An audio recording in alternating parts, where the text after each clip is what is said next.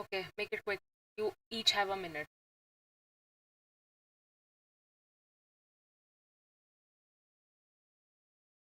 Cynthia first, because I'm on part one. Yeah.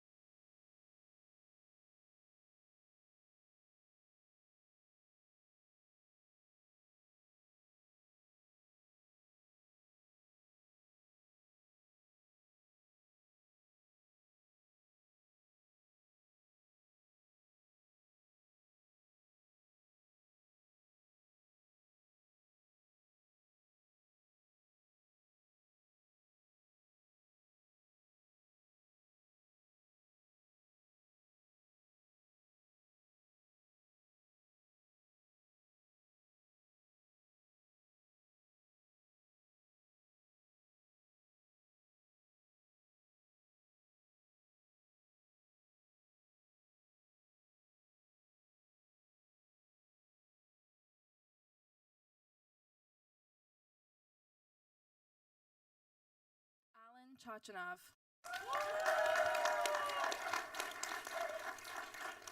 happy that you're all come. Can, might, ought, and should. The amazing thing about today in this room is that anything can happen. And the amazing thing about design is that its job is to show you what might happen. Because designers have the unique skill of convincingly prototyping and conjuring a world so that we can have a useful discussion around what ought to happen, a conversation about what world we should try to make happen. And that's what we're all here today to witness and to celebrate. I smile when I say that. Design is all about possibilities. Designers are all about potential. And design education, that's all about nurturing design capacity. Can, might, ought, and should today for you will turn into possibilities, potential, and capacity. This department is unique in the world of graduate design education because we teach almost every flavor of design, all at the same time for every student. Today you're going to meet 15 incredible designers, each presenting what you could think of as their signature work. I think that they think of it as their signature work.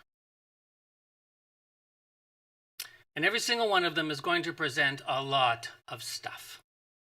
Everyone will present a literature review, user research and user testing, subject matter expert research, speculative design, physical products, digital products, social impact design, service platforms, experience design, branding, business modeling, design strategy, systems design, platform design, and some policy design. It's a lot.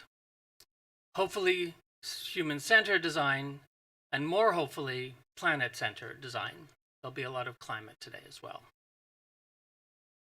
But before we begin, some gratitude. I like to thank the families first, the families and loved ones of the class of 2024. Some of you are here today. Some applause, I think, would be good. Right? And our families far away, and all of our guests on today's live stream. And maybe you can turn around and look at the cameras and wave hello to families afar and people on the live stream. Great. SVA leadership, David Rhodes, Tony Rhodes, Chris Cyphers, and Emily Ross. Yes. My program co-founder, Stephen Heller, and all of the other department chairs and staff who have been so generous with their wisdom and support over these 11 years. Our department staff, Julia Knoll, Akshita Bawa, and Anastasia Gorski.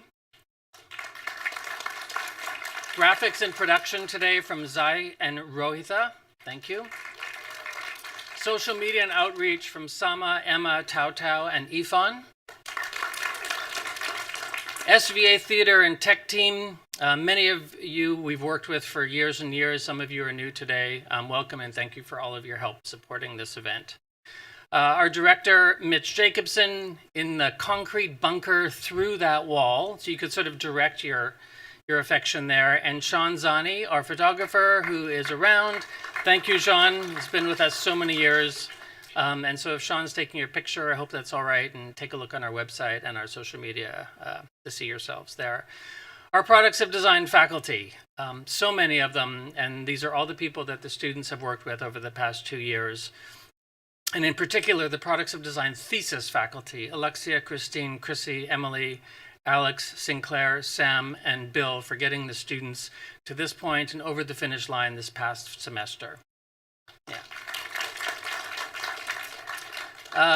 A thank you to today's graduates. Thank you for spending the last couple of years with us. We're going to miss you, and we're appreciative for everything that you're bringing here today. And thank you to the entire class of 2025, where we will see you And you can start the countdown in about 360 days from today. So I'm sure that this year will model it really well and inspire you for next year. Please tag us. E11.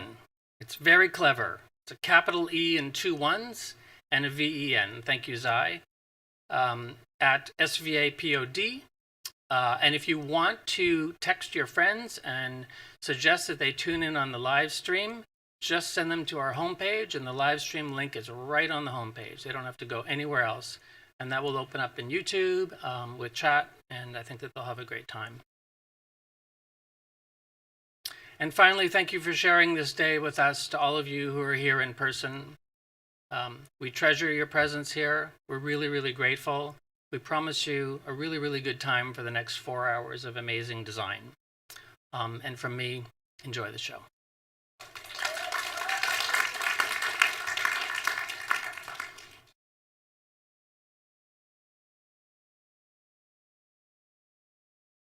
Please welcome to the stage our first presenter, Rohitha Remala.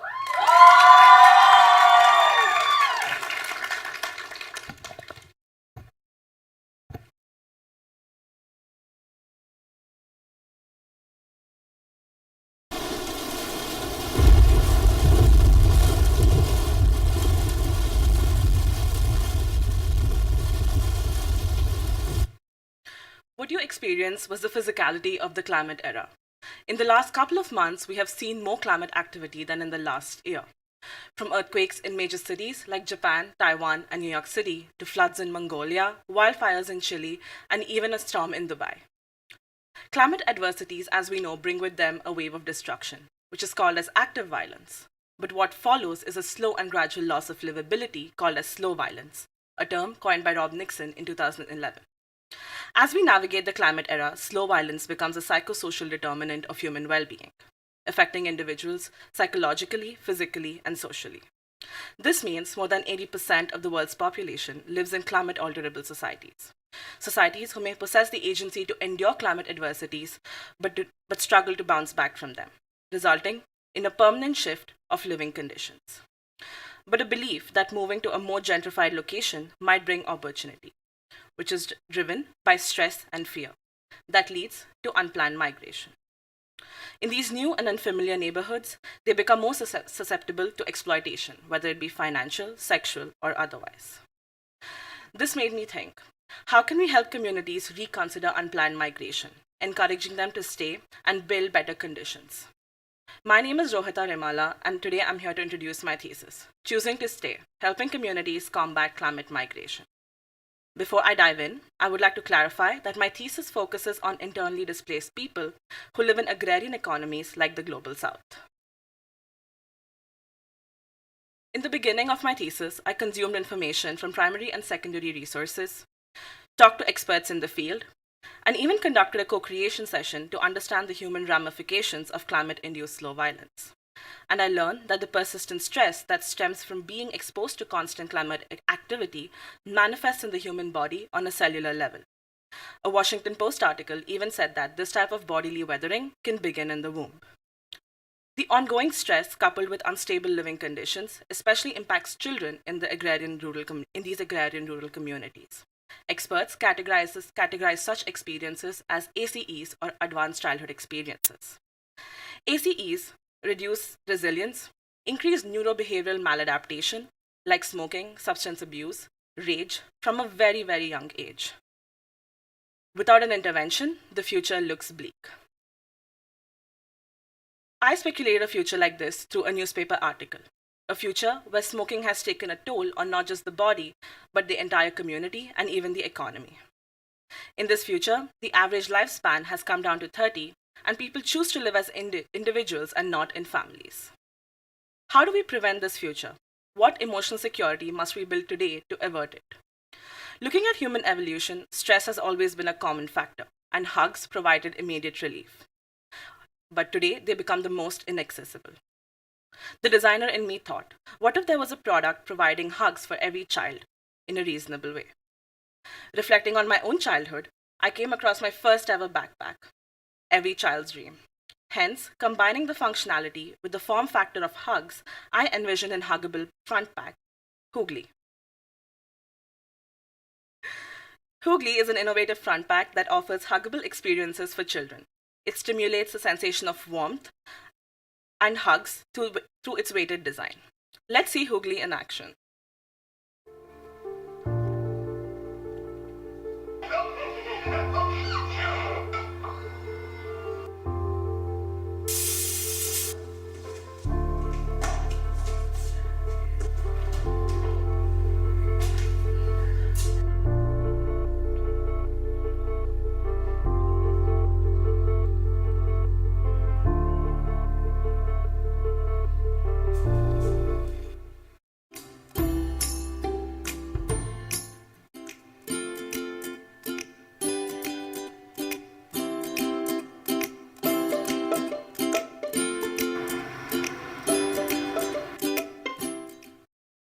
But only if it were that easy to battle slow violence. To battle slow violence is to battle it from both within and outside.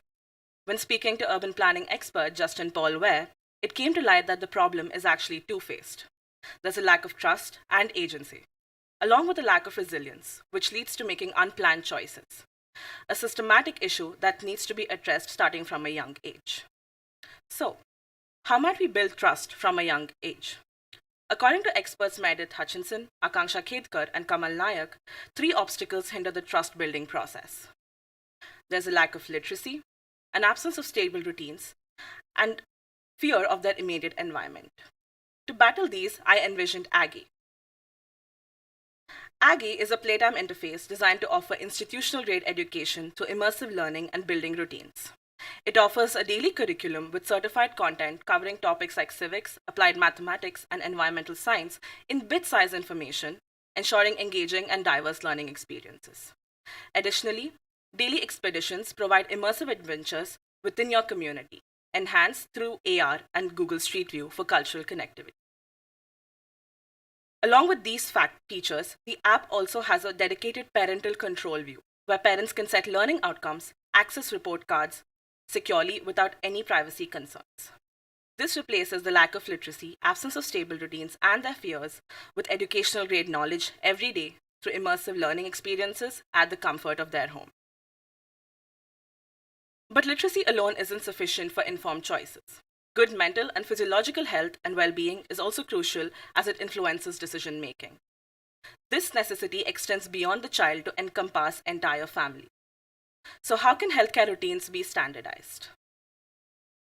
During a user interview, it became clear that accessing routine healthcare is challenging. I heard anecdotes on how individuals from these communities often need to travel to their nearby towns or even metropolitan cities to receive specialized care, making the cost of travel more expensive than the cost of treatment itself. The issue was not just at the farmer's end, but across various stakeholders like doctors, diagnosticians, and even the government. After speaking to whom, I realized an additional barrier. There was no engagement from stakeholders. Introducing Point Care. Point Care is a mobile healthcare on wheels service that brings specialized care closer to you. Point Care vans are equipped with doctoral consultation station, a mobile pharmacy, and a diagnostic center which ensures safe and reliable healthcare delivery in a bi-weekly fashion. This is made possible by collaborating with a variety of stakeholders, from your government to volunteers and even route planning specialists. Point Care aims to reduce the cost of accessing healthcare services in rural pockets as it sits between primary healthcare centers and hospitals in cities, thus increasing engagement, reducing cost by almost a 16th, and routinizing access. When speaking to hospice care specialist Sarada Lingaraju to test the concept of point care, she highlighted a significant challenge. While infrastructure can be provided from outside, institutional violence over the ages has led these communities to restrict accepting help from individuals who belong to their own caste or creed, which made me think about how we can bridge the gap between disenfranchised communities and institutions that have the agency to provide for them. Families living in rural and marginalized communities often face challenges in accessing basic needs such as clean water, hygiene products, ration, and warm clothing. While adults in these communities try to provide for them, earning becomes particularly difficult as regions in which they live are overtaxed with low wages. This is why institutions like non-for-profits and social ventures come into play. But as we saw, trust becomes an obstacle, and these institutions sometimes take weeks, if not months, to establish trust to their campaigns and needs assessments, among other challenges. To provide for this, I designed Sister. Sister is a conversational chatbot plugin which enables needs assessment through everyday conversations for collecting data. Sister has two interfaces. One is a user interface that you see on the right. This is where individuals from marginalized communities can have organic conversations with the chatbot, whereas agencies like nonprofits are provided with a community management system for supply management and communication, all on WhatsApp. How it works is a number of similar conversations that are encountered from a geographical location are clustered and collected into a database. All personal information is masked and is made available for different organizations to access and work with. But the question is, do people who live in low and middle income countries actually have access to smartphones and a basic data plan? Thanks to COVID, the adoption of smartphones has increased to 81% since 2020 and is expected to rise even more in the coming future. But this is not the only consideration that was made. Sister provides a synchronous coordination system for agencies, logs historic data and patterns for auditing, and also gathers needs assessments across language barriers, thereby creating community-wide infrastructure for battling the effects of climate-induced slow violence. Through these 4 interventions, I hope to create a planned infrastructure that can help communities combat the everyday violence brought on by climate change and its human ramifications, turning the question of choosing to stay and rebuilding into an affirmation. Before I conclude, I would like to thank Alan Chochinov, our thesis advisors Alex and Alexia, the professors at POD, my POD family, my family back home and here in Jersey, and a special shout out to Akshita Bawa and Zai Thakur. Thank you to my sister who's watching this on the live stream. I wouldn't be here without you. Thank you.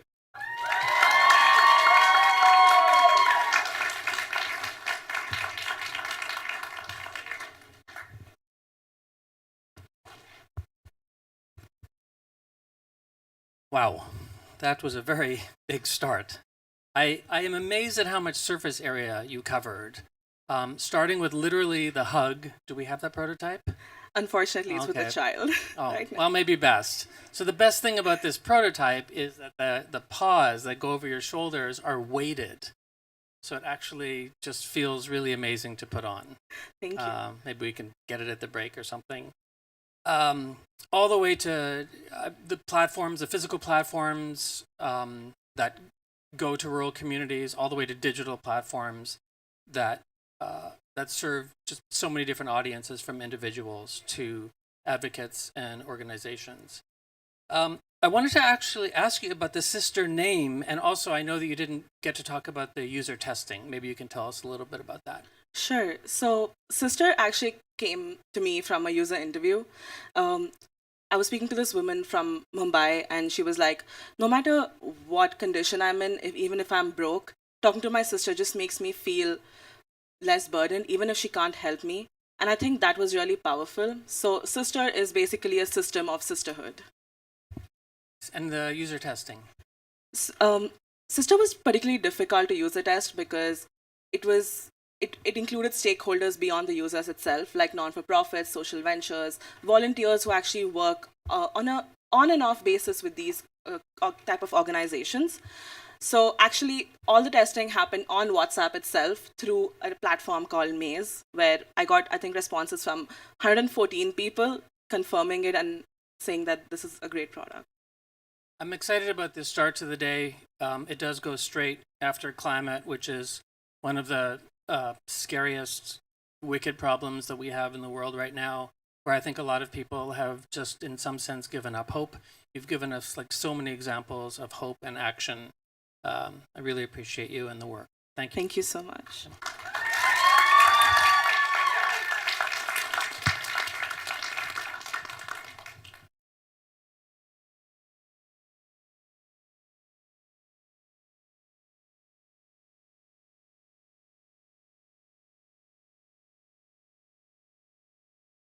Please welcome to the stage our next presenter, Brydon Yao.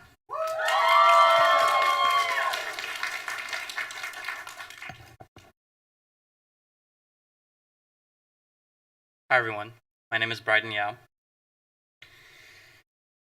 This is the view out of my bedroom window of my childhood home in Shanghai.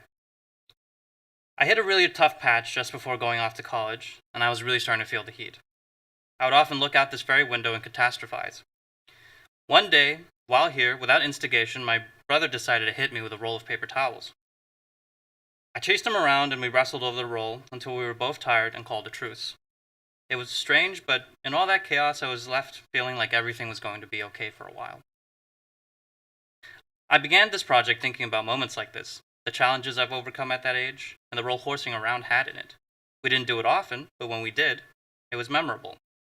And there's actually a name for this. My brother and I engaged in a spontaneous moment of rough and tumble play. Rough and tumble play, or RTP, is a very peculiar type of social interaction. It enacts aggressive physical behavior like chasing, pushing, or wrestling, yet it lacks the intent to do harm.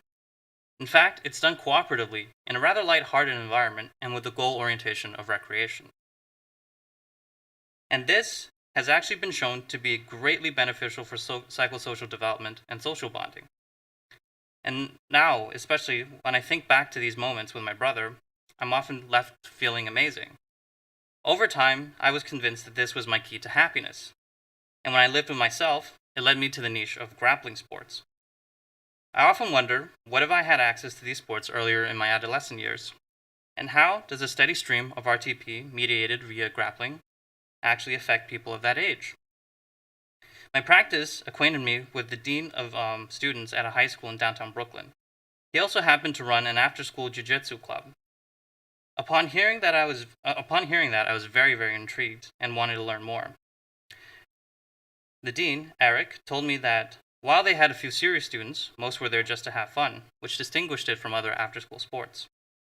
Guided by my curiosity, I sat in on a meeting and held a workshop afterwards to learn about how playing in this way has left a mark on their high school lives. We started with self-portraits that had the students reflect on themselves as martial artists, trying to get the students to identify some qualities about themselves that they would attribute to their practice. That was followed by a questionnaire and some discussions about their drawings. Many students were only thinking about going off to college, not being sure whether or not they will have an opportunity to play like this after they leave, to engage in this type of activity, due to the increased responsibility in addition to not having access to this club. And these conversations made me realize something that I hadn't thought about. Continuously engaging in this type of play is not a very common experience past childhood. In fact, somewhere along adolescence and adulthood, there's a serious diminishing of play. But why? Especially when studies tell us that engaging in RTP can increase closeness between friends, buffer the effects of strain and stress, as well as lower cortisol levels and impart positive emotional affect. These are all very beneficial effects and outcomes for our increasingly stressful lives. So I took these findings and conducted some street interviews with users to hear their opinions. Many expressed a desire to play around, but they were just uncomfortable. Some say they just didn't have a time or place. Listening to this, I was left confounded. Why the hell are grown-ups not encouraged to let loose and play more despite the benefits? And so I spoke to Dr. Brooke Feeney, a relationship scientist and professor of psychology. She stressed that despite everyone focusing on the importance of play during childhood, the benefits do not end there. In fact, we talked about the apprehension and how it was due to increased responsibilities of adulthood, where frivolities were seriously looked down upon as unproductive, and their space continuously shrinks. However, it's clear that the science says otherwise. RTP and even playing in general is immensely productive, especially for emerging adults who have to deal with a large uptake of mental health risks. In fact, I would dare venture to say that frivolous play may be the next frontier of personal wellness, just as working out and meditation were in previous decades. So now, how can we challenge these notions of seriousness and unlock the range of benefits of RTP for emerging adults? In order to achieve this, I developed a series of designs of varying physical contact levels and spontaneity.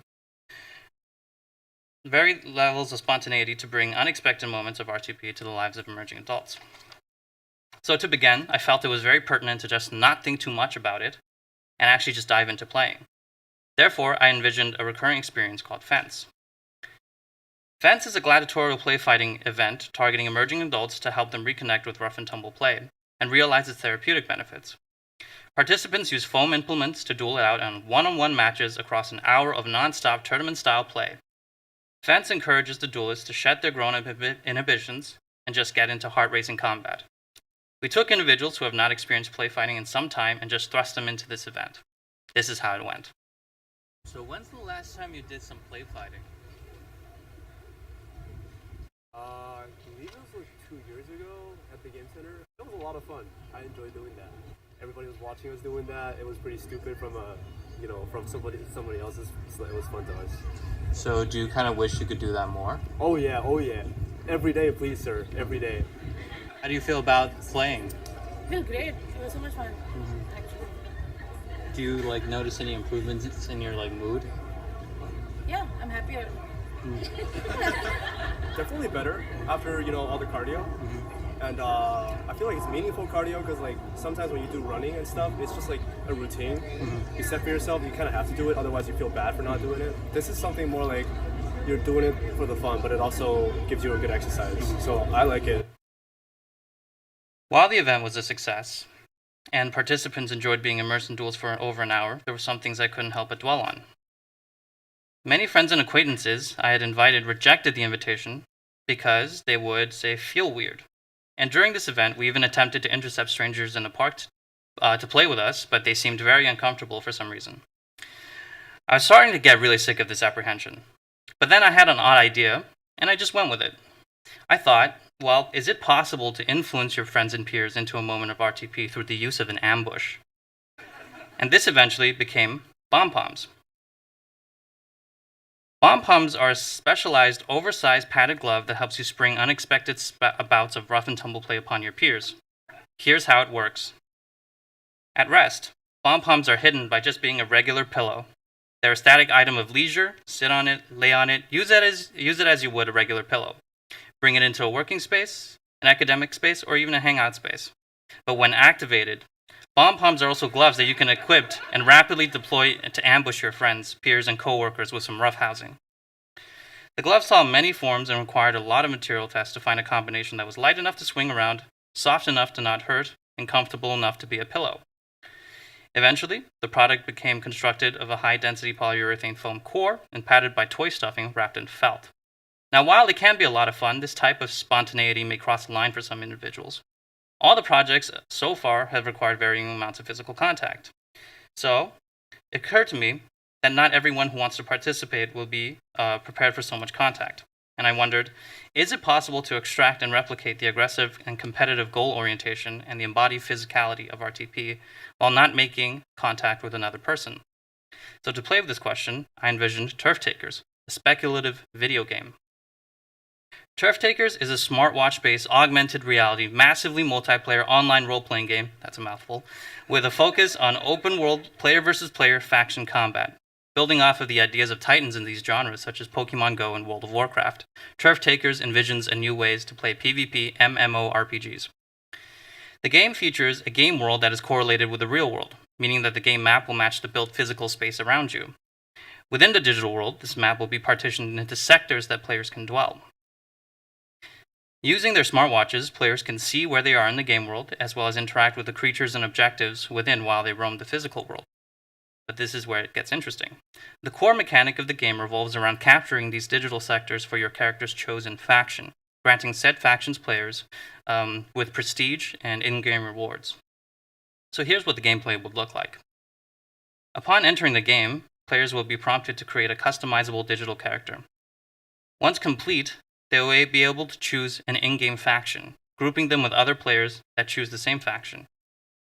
And once the player presses go, the game will be running passively in the background as the player goes about their day, processing telemetry data and pushing a notification when a player enters a contested or enemy territory. For example, Brian is out for a walk before running errands, but he notices that he's near an unclaimed sector. Using the in-game map, he navigates to the contested sector, where the game notifies him that he has entered a capture point. At this point, the game prompts him with actions he must perform in order to capture this territory. For this, the designated action is high knees and chicken noises. The smartwatch's myriad of biometric sensors and microphone is able to detect whether Brian is actually completing these movements. If he is, the progression bar on the screen will advance. Now this is where it gets interesting. An enemy player from a different faction can also come in and challenge you at this contested point. They must also perform the designated action, and once the enemy player does, the movement at the capture point will stall Brian's progress. At this point, the two players are locked in a battle of physicality. In this case, well, Brian wins due to his better stamina.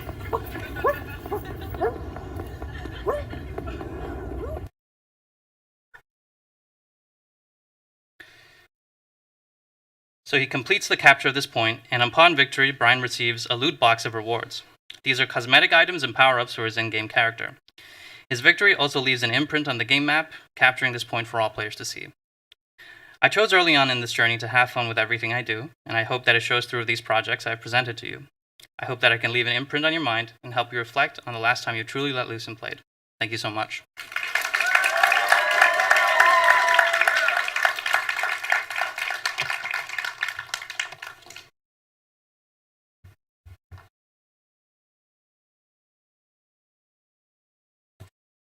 All right, so just setting expectations from today, you've got climate change and you've got bashing a friend over the head with a pillow. So the day portends well.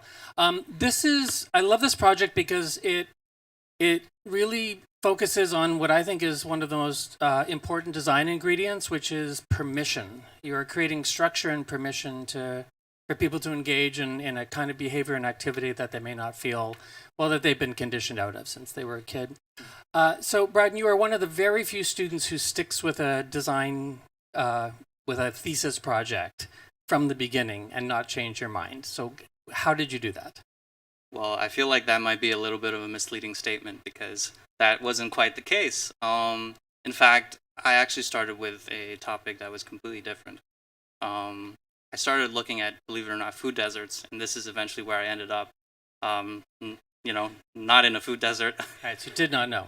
Right, but yeah, like I think it's important to like kind of reflect like throughout the entire process and like really try to find your North Star and kind of focus on like how that makes you feel. The terminology, MMORPGs, massively multiplayer online role-playing game. How come that kind of game for turf takers? So I actually grew up playing MMORPGs like World of Warcraft, and while it was really great to have like this massive immersive experience as a child, it does tend to be very addictive. And so I went into turf takers thinking about like something I'd rather be addicted to, essentially. Because I remember a specific anecdote from my childhood. Just after I started World of Warcraft, I remember like meeting a family member I haven't seen in a very, very long time, and then just all I could think about was just returning into the digital world. And I thought, well, if I was going to be addicted to anything, it might as well to be going out and playing in public rather than going back into your computer. Love that. Beautiful. Thank you so much, Brydon. Thank you.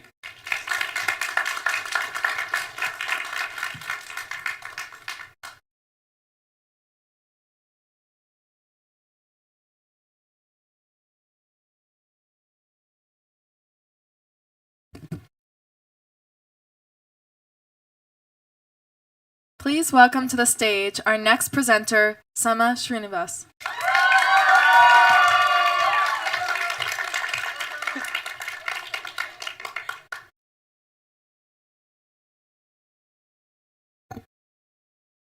Last year, on June 27th, I got my period. 3 weeks later, when it didn't stop, I went to the doctor feeling scared, anxious, and confused. I had a transvaginal ultrasound performed, which showed multiple small bilateral ovarian follicles and mild prominence in my right ovary, raising the possibility of polycystic ovarian syndrome, a hormonal disorder that causes menstrual irregularity and a whole host of other symptoms. With no other solutions to be found, I hoped homeopathy would work, and watched my flow fluctuate and feel never-ending. More than 2 months later, on September 1st, my period ended. I should have thrown a huge fucking party to celebrate. If you didn't understand the more complicated words I just said, believe me, I was just as lost. I'd been menstruating for over 10 years, and I didn't feel confident at all about navigating this lonely, confusing, new menstrual experience. I was left with a lot of questions. Most glaringly, why didn't I feel confident? Was I alone in this? My name is Srinivas, and today I will be talking about periods. You might notice on the screen behind me is the word menstruators. It describes everyone who menstruates. This community of over 2 billion people globally menstruate on any given day. But when I came across this word in my research, I actually found out it didn't even exist in the dictionary. Throughout the rest of my presentation, I will be using menstruators, because not all people who menstruate are women, and not all women menstruate. First of all, though, what is a period? When the body menstruates, the uterus discards its monthly buildup of lining. The lining takes the form of menstrual blood and tissue, which flows out through the cervix and then vagina. You might already be thinking, ew, gross, or why are we talking about this? And that's okay. During a conversational workshop with menstruators in my community, we started to break down unconscious words we had learned about menstruation. Words like dirty, embarrassing, and shameful came up as we were sharing personal stories and playing pad bingo. One participant said, where I'm from, it's seen as a time when you're not supposed to touch certain things, because you're going to make that thing impure. It's also what people preach, and it just keeps going from there. She brought up the elephant in the room, menstrual stigma. Both the language and communities using it create a culture, and unfortunately stigmatized one. My participants also mapped their menstrual confidants. We discussed the qualities that make these people their trustworthy listeners, and how these conversations made them feel. It became clear that the more conversations they had, the more confident they felt. So I wondered, where do we need more menstrual confidence? As I talked to experts in the field, I learned that about an uncountable amount of unique challenges, needs, and experiences menstruators face. One of the experts, Anmol Sharma, a master's graduate in global public health, said something that solidified my argument for practicing menstrual confidence as something profoundly necessary. Everyone deserves to have a dignified menstrual experience. Do they feel confident that their environment promotes one? We might think this problem only exists in historically marginalized countries, but no, it exists here too. From pre-menses through to post-menopause, a menstruator faces a variety of new experiences that they should be able to confidently navigate.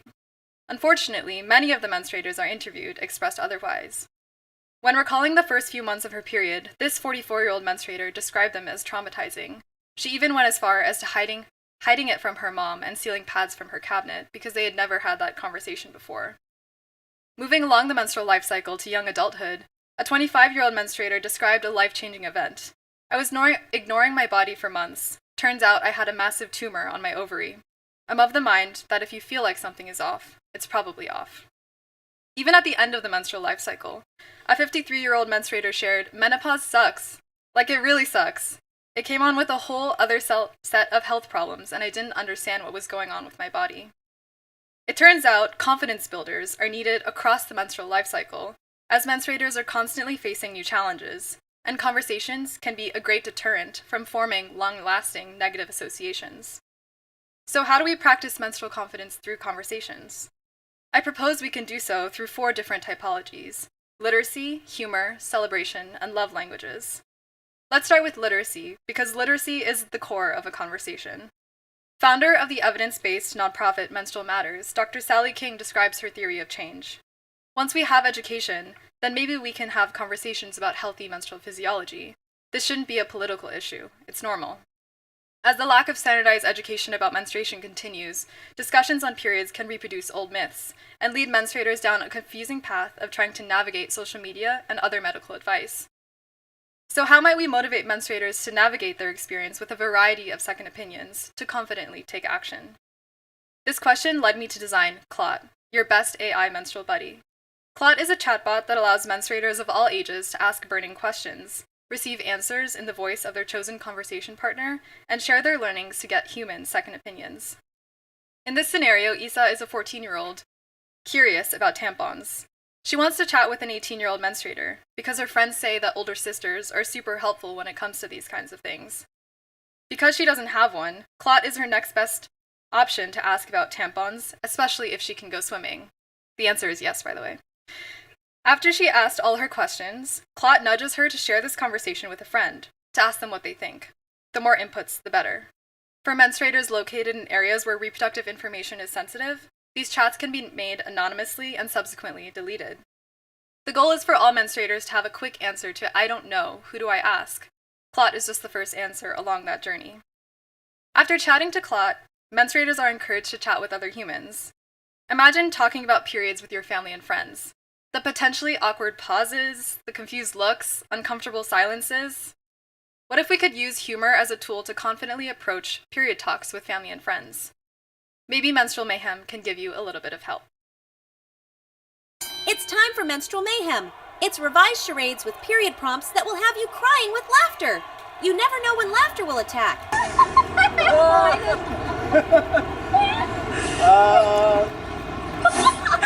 How do you pretend? Look over here. It's act after act that will leave you in stitches until somebody yells, "Mayhem!" It's Menstrual Mayhem, the game! Menstrual Mayhem is an interactive party game with hilarious period-themed charades prompts to play with family and friends. Each card deck contains different categories, like general symptoms, first period, menopause, and period products. The game is played by splitting into teams, where each team plays simultaneous rounds of charades, trying to gather the most correct answers for points. After each round, the funniest enactments are shown to the group. The goal is to act, laugh, and let the chaos ensue. But wouldn't it be a shame to have a party game and no party? Have you ever heard of a period party? Historically, this is a celebration held to honor a rite of passage, but in this context, it's a moment of care, celebrating a menstruator's unique trials and tribulations, no matter where they are in the menstrual life cycle. One of my interviewees mentioned that the ritual already existed in her daughter's friend group. My daughter is the last of her friends at school to get her period. All of her friends have had period parties, and she's wondering when she'll be able to have hers. As menstruators have conversations with people in their broader community, can we adopt a new menstrual ritual, period parties, to make those conversations more accessible? I, for one, want to go back in time and throw myself a period party for surviving my 2-month period. With that in mind, I founded Blood Sugar for any time of the month. Blood Sugar is a cake and bake shop all about baking menstrual confidence into every cake for the period party of your dreams. But why a celebration? Celebrations are ritualistic and historically represent moments of care within a community. Think birthday parties, coming-of-age parties, etc. They also allow for new kinds of celebrations to be easily accepted or adopted in communities of any age or experience. Blood Sugar held its inaugural launch party in an effort to create and disseminate a period party recipe that partygoers and viewers alike can steal, adjust, and tailor to their taste. The party's agenda included 3 cake tastings: the seed, reflecting on early menstruation, the flower, reflecting on menstruation as an adult, and the fruit, reflecting on menopause and relationships with elder menstruators. The physical design transformed the idea of traditional menstrual-related aesthetics, using cake-stained bedsheets, cloddy-looking jam, cut fruits, and melted red candles to remind of the physical experience of menstruation. Creating richer and more nuanced documentation of menstrual experiences can help shift the mental models and words we associate with menstruation on a regular basis, and in turn, incorporate a new ritual into our everyday lives. Speaking of rituals, when was the last time you sat with a family member or partner and checked on their menstrual experience? After speaking with many non-menstruators in my community, one said something that hadn't clicked before. There needs to be an easier, more straightforward way to support the menstruators in my life. The role of allies can be essential to one's menstrual experience. Maybe some of you in the audience are curious about how you can tangibly support the menstruators in your lives. What if we reframe an ally and a menstruator to a sidekick and a hero? Does that get you a little excited? Code Red. We've cracked the code so you don't have to. Code Red is a paired digital experience for a menstruator's community members or sidekicks to support them by completing actionable, tailored, tangible quests. Code Red brings heroes and sidekicks together to complete missions of menstrual care and confidence, tailored using our very own menstrual love language quiz. By aligning love languages and piggybacking off of a hero's health tracking apps, Code Red will send sidekick missions based on their hero's needs, preferences, and mood. To show you how the paired experience works, let's say we have a pair of romantic long-distance partners, Marlo and Nima. Marlo comes across the Code Red website, creates his hero portal. He invites Nima to match with him and adds their type of relationship and their distance. These 2 factors will help Code Red send tailored, achievable quests to Marlo. Once Nima accepts the invite, she will give Code Red permission to track her Apple Watch inputs. To finish pairing, both parties will take their love language quiz and download the Code Red app. Marlo will receive quests by notification. Once in the app, his dashboard will show previous and current quests.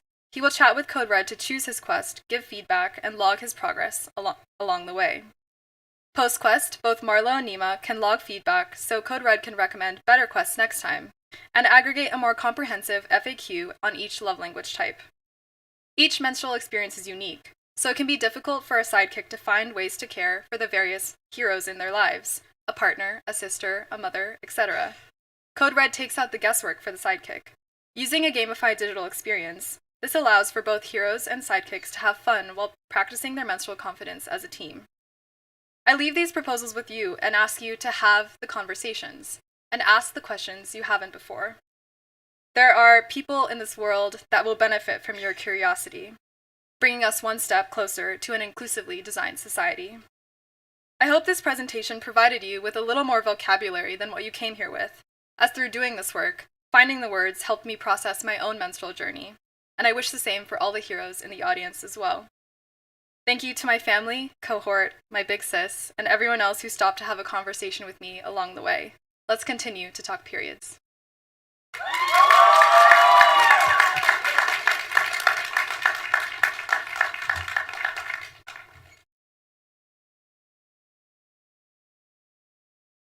I'm so excited that you ended with taxonomy, because the first item on your continuum was literacy. Yes. And you have increased our literacy, but also your facility with word, blood sugar, clot, sidekick,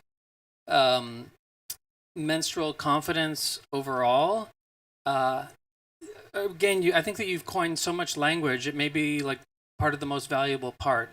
So we should get into a little bit of the blood sugar party, because you had to cut that a little short for this presentation, because there was quite a bit of stuff. Yes.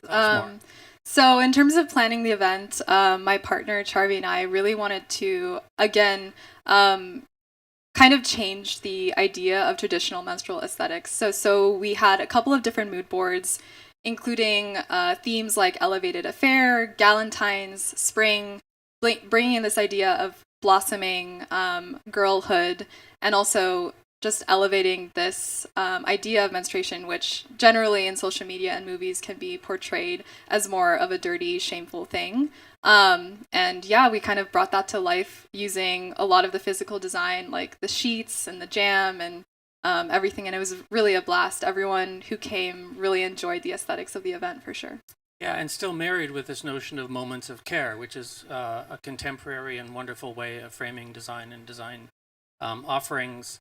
One last thing, there was an ethical question around, or you had some ethical dilemma around the AI chatbot. Just 30 seconds on that? Yeah, so we actually had a guest lecturer come to the program, Pau Garcia from Domestic Data Streamers, and he really changed my outlook on the ethics of designing an AI app that would be kind of collecting sensitive information from this community where that has been used against them before, historically.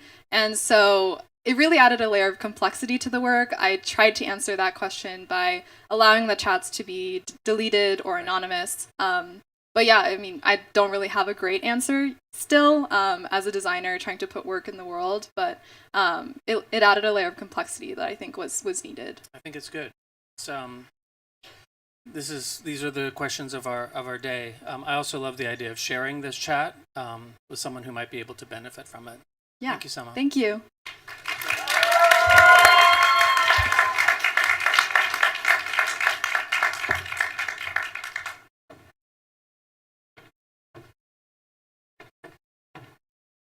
Please welcome to the stage our next presenter, Yukti Arora.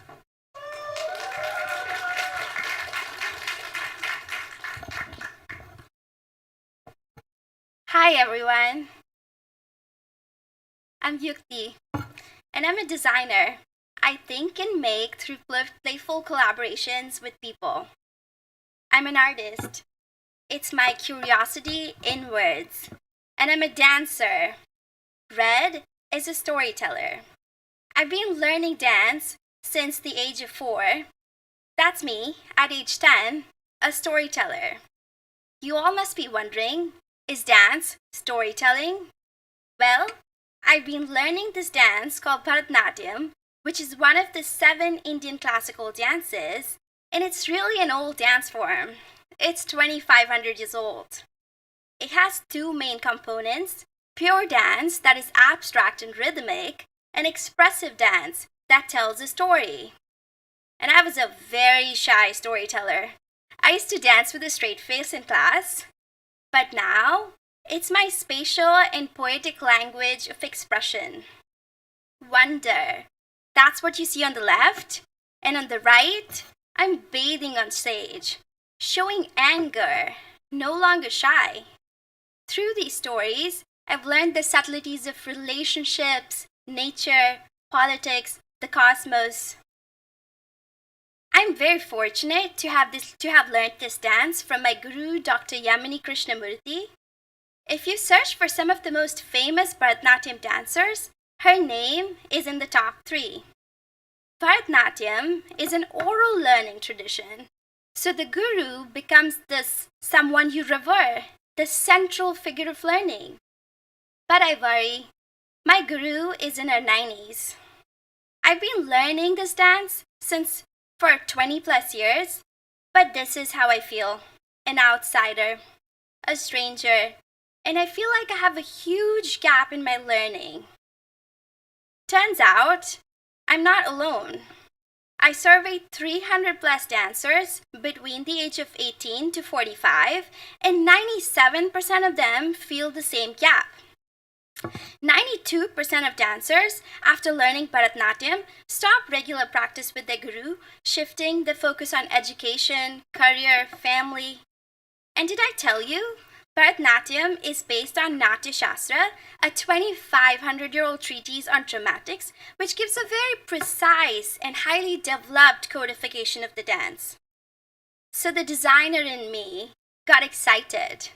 Knowing how AI can recognize patterns, I started to think, how can I use this knowledge to democratize Bharatnatyam?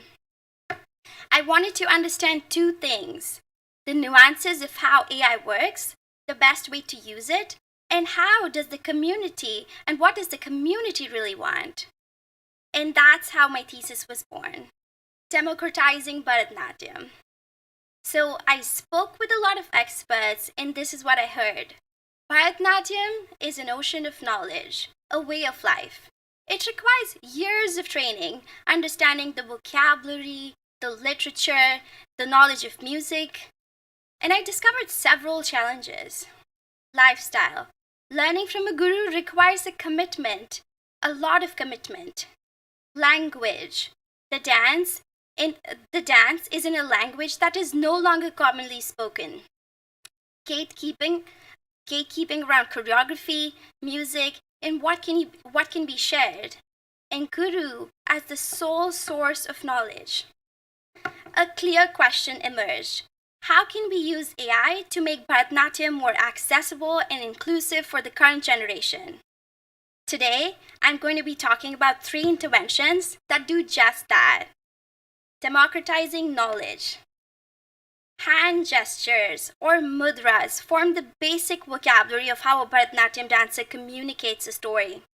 These gestures are learned one dance piece at a time, and dancers often know how to use them in just one context. So I created a searchable glossary of dance gestures called Alta. Here, you can search for any word, such as a flower, and it gives you the Padma Mudra, the hand gesture that describes a lotus. However, Alta tells you the same hand gesture could be used to describe blooming, grace, love, etc. This system can be extended to other dance movements and even literature. Democratizing context. I designed Offbeat, a workshop experience to challenge the language barrier and, more importantly, the gatekeeping on what stories are authentic to dance on. 47 dancers got together to choreograph a performance on AI-generated contemporary music in just 30 minutes. Anyone got the next word?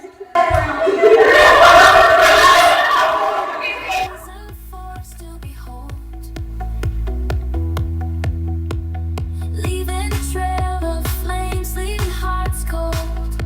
She's got the power like a me. I thought it was great. I had never choreographed Bharatnatyam to a pop song before, so that was a first for me. But what helped was, I was able to understand the lyrics, so helps with choreography a lot, of course.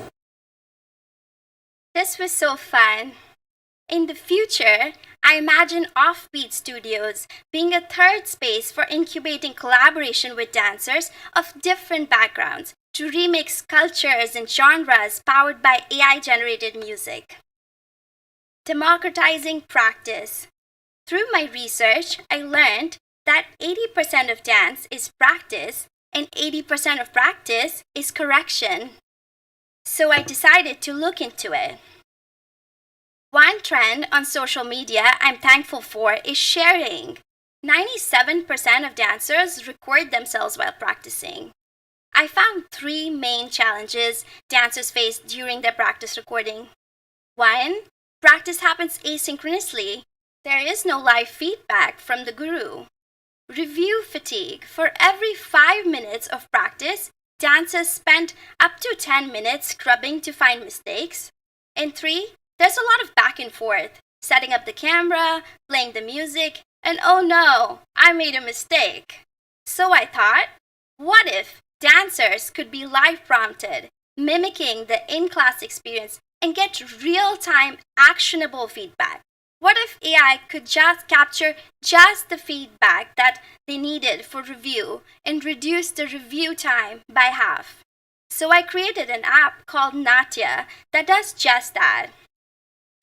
Natya is an AI practice companion for Bharatnatyam dancers. It uses data from benchmark performers and uses multimodal AI to provide real-time visual and voice feedback on posture and timing. Let's see it in action.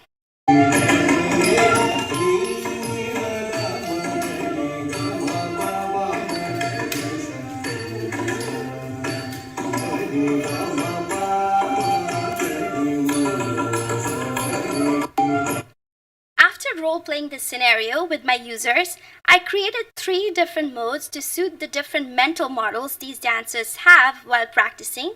Focus mode, where the AI is silently taking notes. Practice mode, where AI will pause and rewind for you when you make a mistake. And interactive mode, where AI live prompts but does not pause your practice. I then innovated on the splits interface, which makes reviewing hassle-free. It splits the entire video into digestible snippets of good and bad. So if you click on a split, you see that this is just 30 seconds. You can review the split at normal, double, or half the speed. I created the summary view that not only highlights the areas visually, but also provides a score and notes on exactly the movement the dancer should target.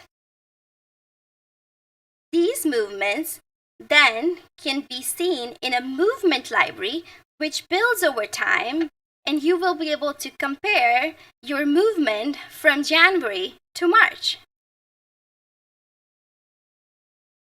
And the users were like, Yukti, can you bring this to life?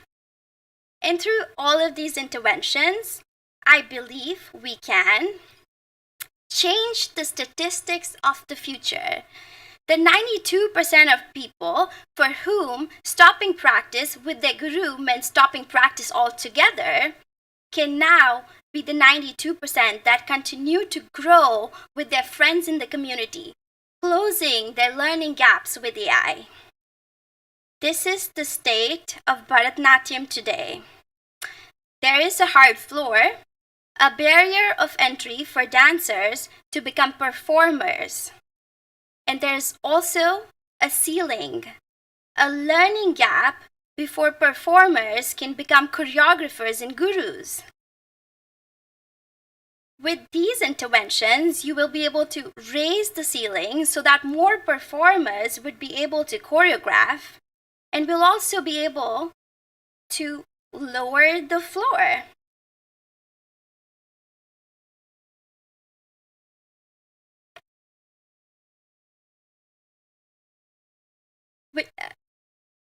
So that more performers would be choreographers, and you'll be able to lower the floor, introducing more performers, choreographers, and gurus in the space of Bharatnatyam.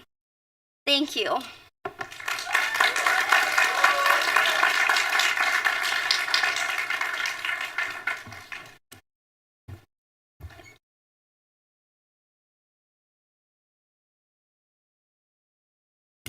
I love this app so much. I'm so tempted to be like, oh, this could work for all sorts of people who practice. But I'm going to leave it at Bharatnatyam for today.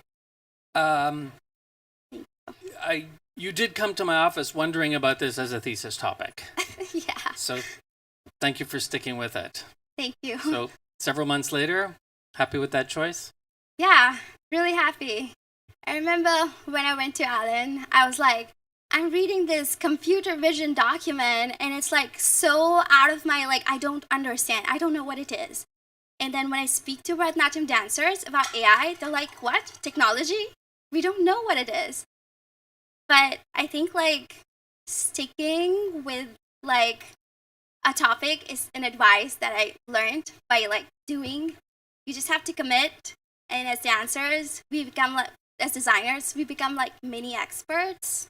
So I think you should commit to something. You'll know if it's a gut feeling. You have to follow something you do like you like. And if you make a decision, that's the way to go. Agreed. Maybe inspiration for future thesis students all over the world. Again, I think that we have an instance here where the taxonomy, the specialized language, is the key to understanding the subculture. You actually start with the taxonomy, a website of like an index of gestures, and then like such a nice touch. This app is so well thought through. At the end, where you have, what do you call it? Your gesture library, your movement library.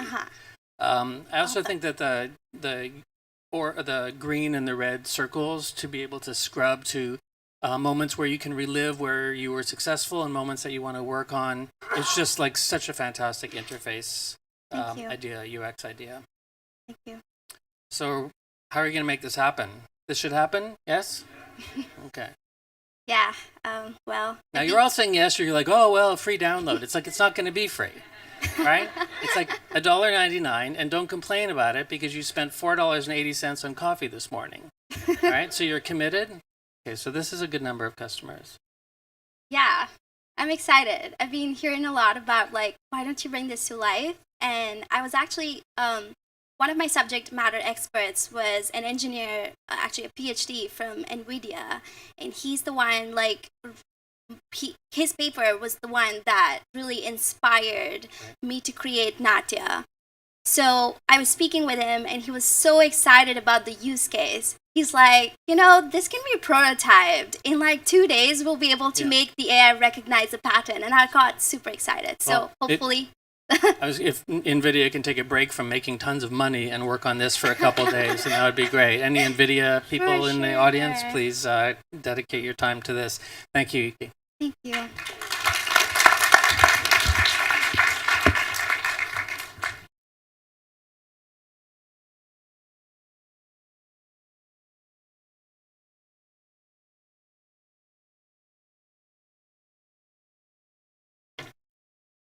Please welcome to the stage our next presenter, Cyntia Abarca.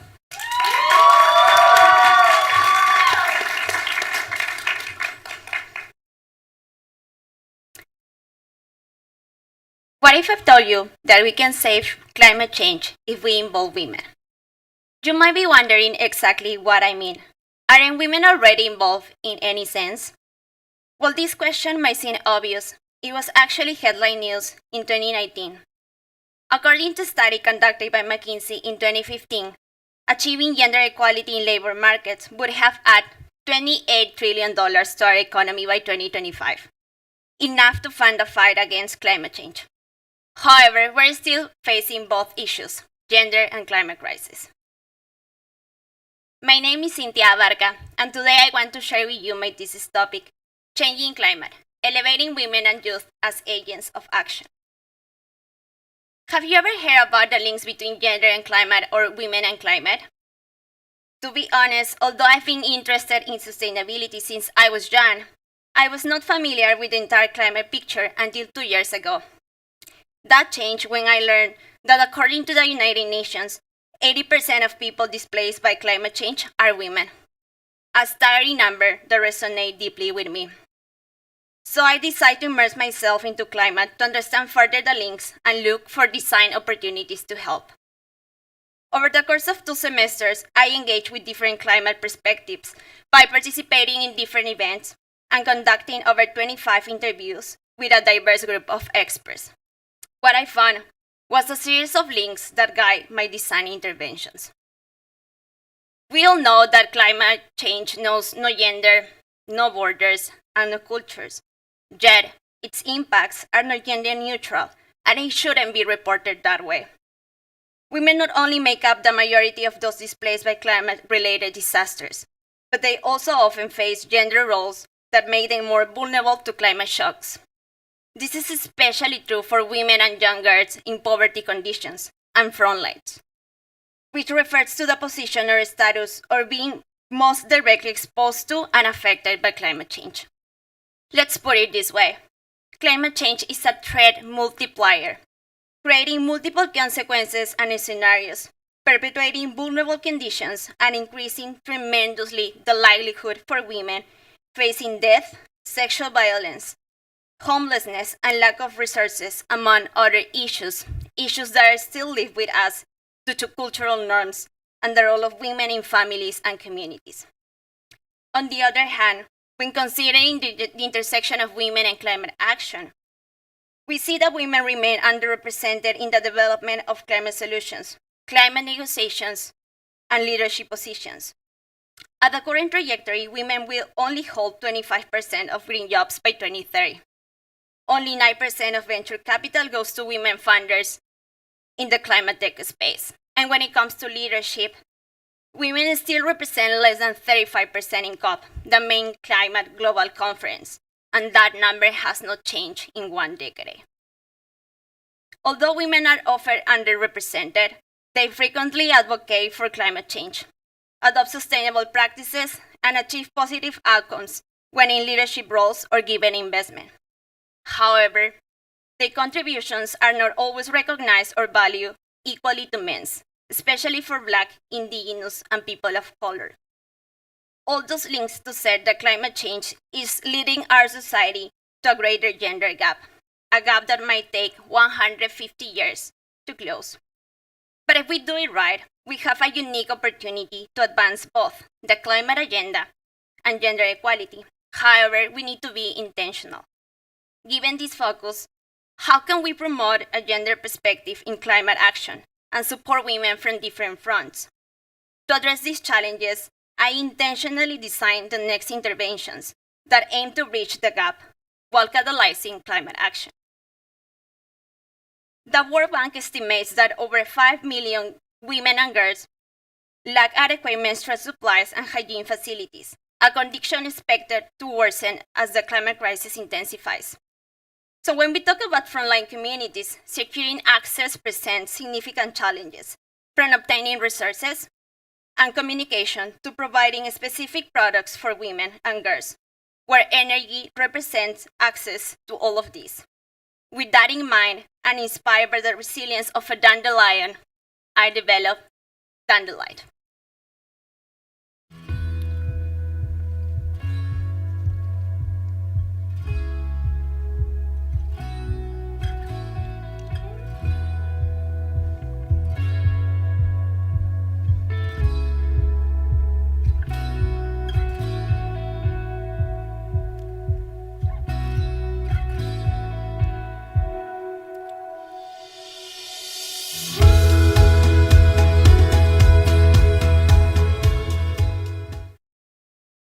Candlelight is a basic emergency kit tailored specifically for women and young girls, highly exposed to climate disasters and emergencies.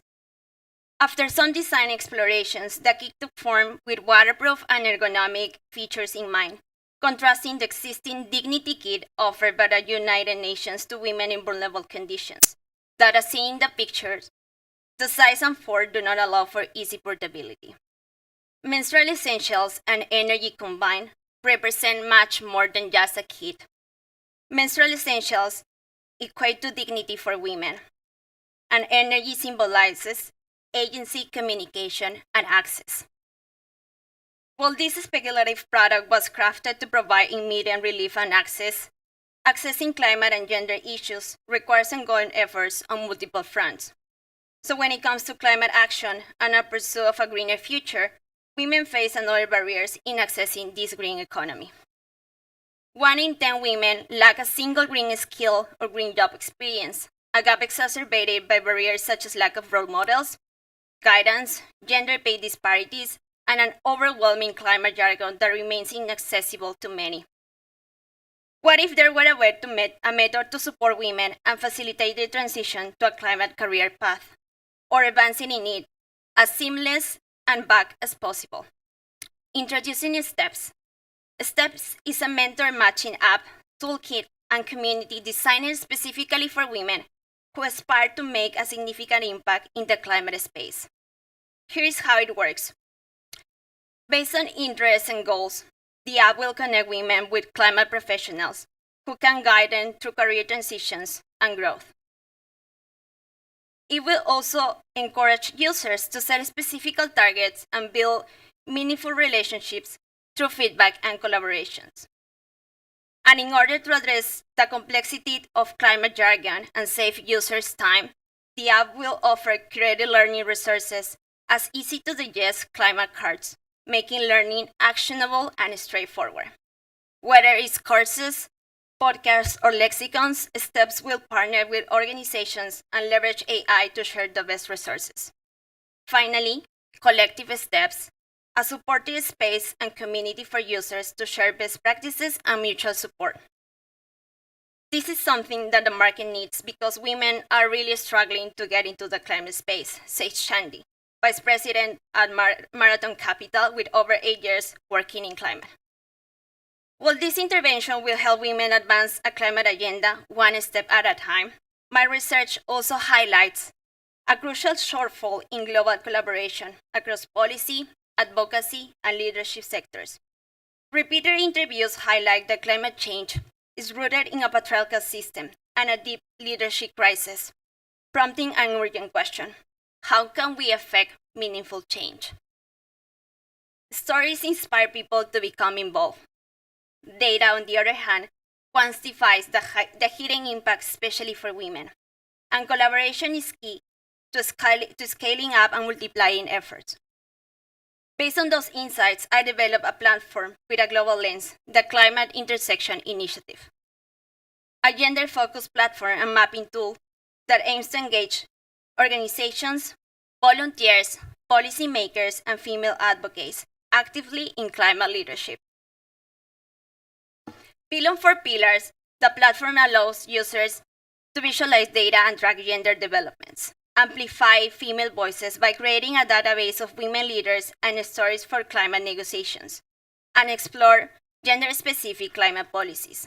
Last but not least, taking action is where organizations can track other initiatives around the world and scale partnerships to multiply their work.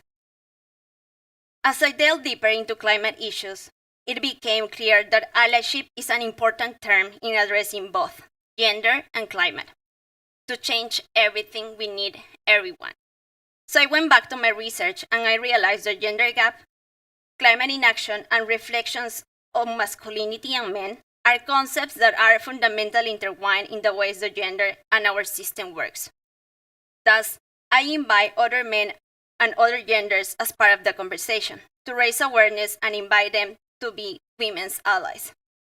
Presenting We Need to Talk, Climate Cocktails, a guided experience and exhibition to discuss gender and climate, challenge stereotypes, and encourage participation.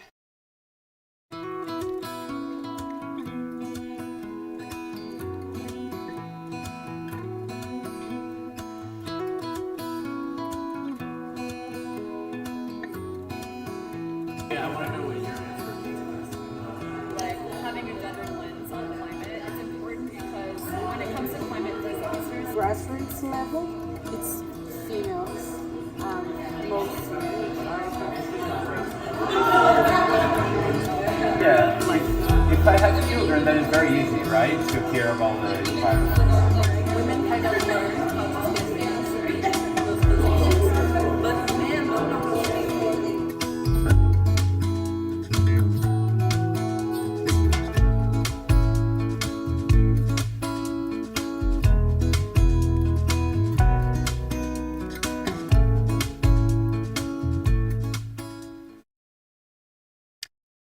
After the experience, participants recognize the complexity of the topics and express a desire for more discussion spaces.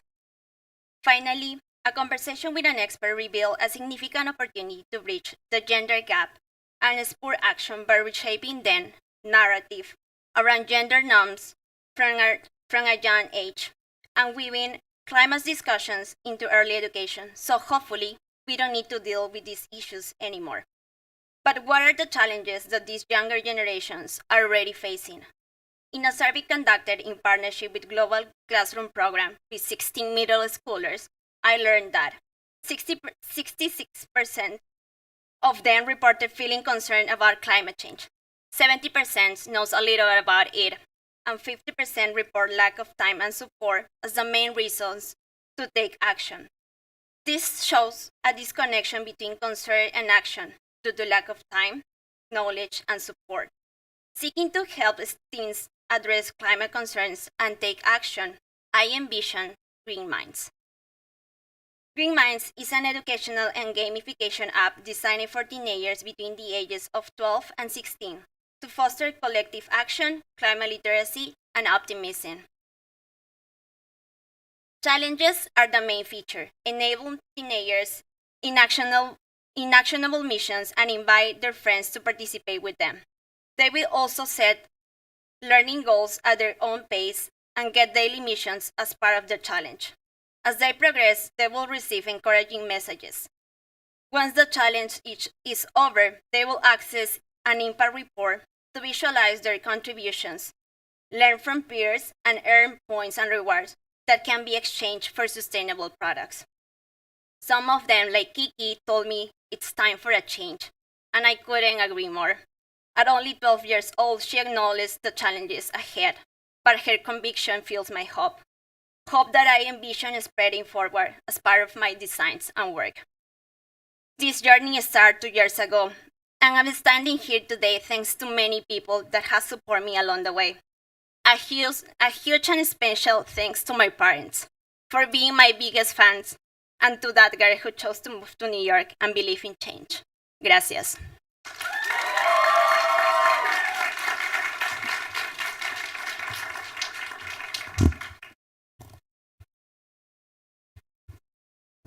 I'm afraid of sounding like an idiot man and saying, wow, this is so gendered.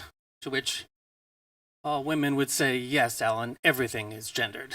So, but wow. The representation at the events that you attended, was that also gendered? For some reason, I'm imagining that there were actually more women than men at some of these events. Actually, no. It was half-half. Yeah. Yeah. There were so many projects. I know that this department insists that students do like 5 or 6 or different things. I can't believe the breadth from, do you remember the backpack? Do you remember that? All the way through multiple digital applications, in-person applications. Did you leave anything out? Oh God, yes. Oh, I wish there was more. Yes. Okay. I think this, I'm really passionate about this topic. So I've been exploring different angles in order to address gender and climate at the same time. And there was one particular project I left out. Is work in progress. It's called like an impact lab, which is like a platform that helps women to connect with funding and grants, especially critical for climate space and women. And people find that on your website in a week? 10 days. Hopefully, yes.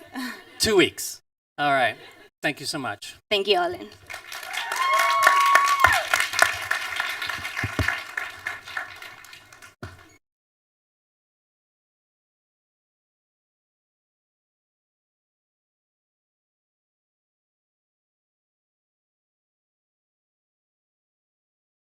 Please welcome to the stage our next presenter, Rora Pan.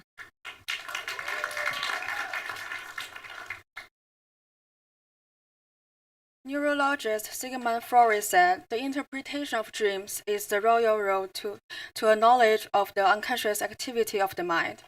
Throughout my dreaming experience, my dreams contains worries, and some flags the past experiences, and some represent my desires, and some feel like predictions. 3 years ago, I lost my grandfather. I regret not calling him more often. But now, sometimes he comes to my dreams, looking healthy and well. I believe these dreams are helping me heal. Dreams seems a powerful tool for us to recover ourselves. They spark me about my thesis. Hello everyone, I'm Rora Pan. Today I'm pleased to present my thesis, Dreamscapes of Healing, Exploring Therapeutic Avenues for Nightmares. To better understand dreams, I started my secondary research through books, journals, courses, and training. Also have the opportunity to work with my subject matter experts and users. Sleep and dreams have a deeply intertwined relationship. Sleep is essential for maintaining overall health and well-being, influencing how we feel during our waking hours. 30% of adults have insomnia. What factors affect people to fall asleep? Studies have shown that people simply sleep better when their bedroom is optimized for temperature, noise, light levels, and comfort. 52% of surveyed adults say that rely on background noise to sleep. About 41% adults, they rely on noise to sleep use music, while 40% use natural sounds. Another term, comfort zone, can be described as a psychological state in which things feel familiar to a person and they are at ease and in control of their environment, experiencing low levels of anxiety and stress. When individuals sleep in a new place, one hemisphere of the brain stays more alert than the other. This survival mechanism, known as the first night effect, abbreviation FNE. Business travelers, frequently in unfamiliar environment, higher chance to trigger stress and anxiety levels increase, which creates higher chance to worsen insomnia and trigger nightmares. To prevent FNE triggers, I talked with people about their business travel sleep quality. The answers provide me insight to their experiences, maintaining productivity, unfamiliar environment, and also manage jet lag. Now, it's the time to change your business travel experience. As a designer, I employed myself to transform how frequent business travelers adapt to new environment. Vision Pro creates a fully immersive, computer-generated environment that replaces the user's perception of the real world and offers progressive immersion. Through Vision Pro, I deliver a seamless blend of technology and comfort, Slumber Sync. Phase 1, Preparation. Let's wear on our Vision Pro. When we receive the travel notice, sync with travel itinerary to suggest optimal time to sleep due to a different time zone. Take your familiar environment to a destination by spatial capture feature. Follow the instruction to achieve best spatial capture quality in 3 steps. After capture, review the result, set up the thumbnail, name, and save it for future use. Phase 2, Arrival Hotel Check-in. Sleep-in has overlay feature. When arriving at the hotel, modify hotel room settings to quickly fall asleep and improving sleep quality. Phase 3, During the stay. Using the spatial library to choose what you save to mirror the comfort of your familiar environment, coordinate soothing sleep sounds to facilitate better sleep, elevate FNE effect to prevent nightmares, and optimize performance the following day. Slumber Sync leverages the power of digital technology to adjust environmental factors and prevent nightmares, so it becomes critical to address specific nightmares. In late 1800s, this definition came from the popular reference text. Although the definition doesn't surface often today, nightmares are still considered to be frightening dreams that result in feelings of terror, fear, distress, or anxiety. Rapid eye movement sleep, REM, is a stage of sleep. During these REM episodes, that brain structures in the default network exert influence, and vivid recall dreams occur most often. Nightmares tend to happen during the period of sleep where REM internal lengthen. We tend to dream on the sleep-wake cuspes. Images imagined while dreaming, including the vivid, often terrifying images produced during nightmares, are remembered. Nightmares can arise for a number of reasons, but perhaps the most studied cause is post-traumatic stress disorder. They are not only more common, they are more frequent, sometimes occurring several times a week.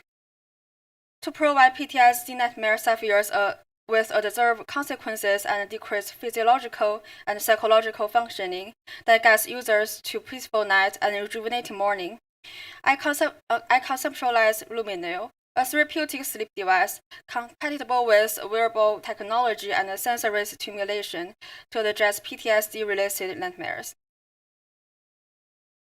Deep breathing can help PTSD sufferers cope with the stress from this event. Breathing exercises are promoted through light cues, following the 4-7-8 breath method. On the top of the Lumineo repo, there are 3 rings. Different rings have a different comfort auditory for the user to mix with the bass sound.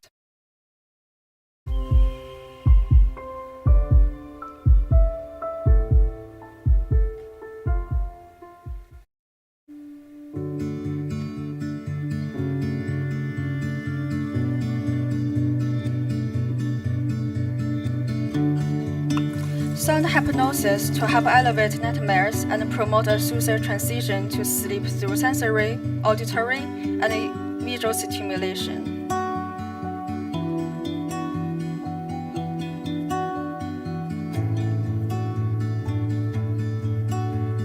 When Lumineo senses an increased heart rate through the Apple Watch, indicating a possible nightmare, Lumineo gently awakens the user with light cues, providing a soothing transition from sleep to wakefulness.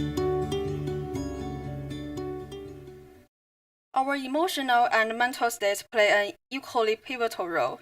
To further elevate PTSD nightmares, I started to explore more about mental wellness field.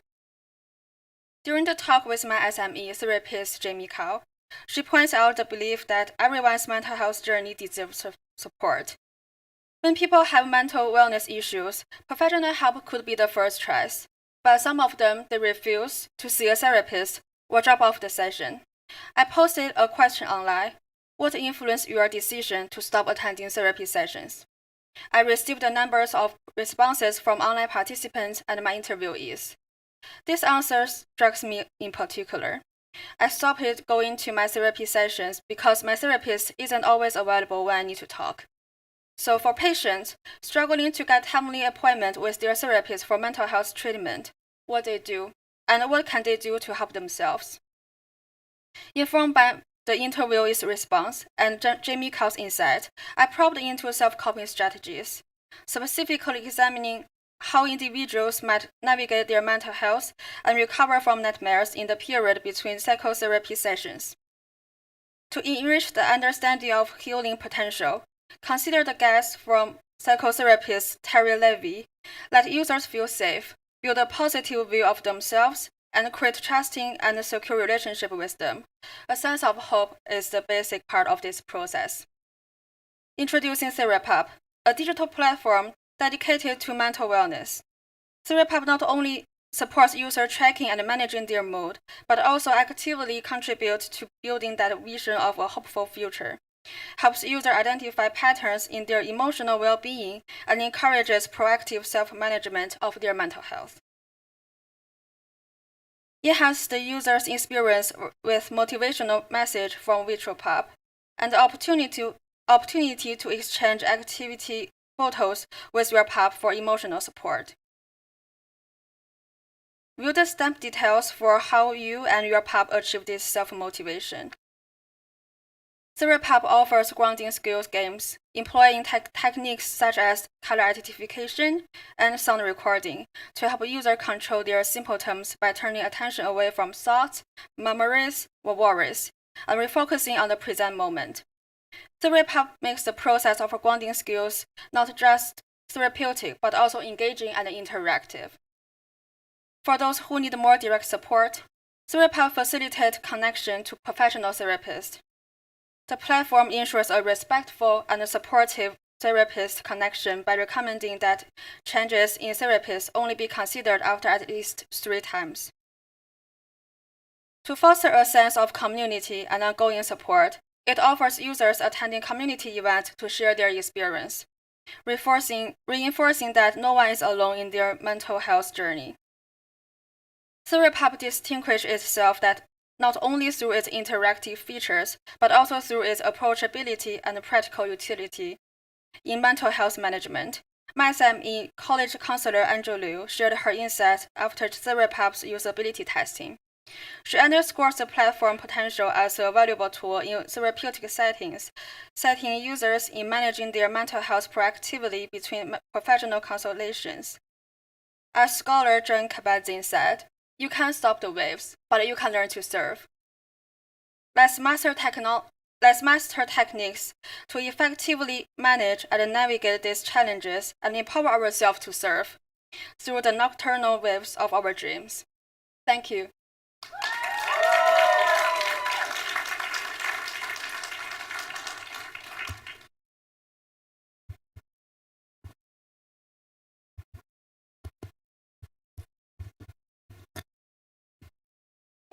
Rora, you started out with PTSD and started to design sort of on either side of that. Maybe you could tell us a little bit more about that original, initial decision. Yeah, when I do my research, I found PTSD and nightmares, they trigger each other. And when I make the decision, I know that if I approach into PTSD sufferers, that would be tough and also a higher chance to trigger them again. So I decided to start my self-training by online courses and also more directly to work with the professional therapist. And more thinking about that is, I know it's tough, but I still remember when I entered this program, you told me designers should have ambitions. So I think, I know it's a challenge, but if no one take it, who care about their feelings? That's not fair to them. So I want to take the challenge. That's lovely to hear. You also had some great validation. You put in some of the feedback from some of your work. There was a woman at NC State. That must have been great to receive that kind of I would use this with my patients right away. Yeah. When I do the usability testing, and my feedback from my SME was really impressed me. She feels it's really a practical tool that they can use to recommend their patient to use it. So I'm glad I'm doing this. That must feel terrific. Thank you so much, Rora. Thank you.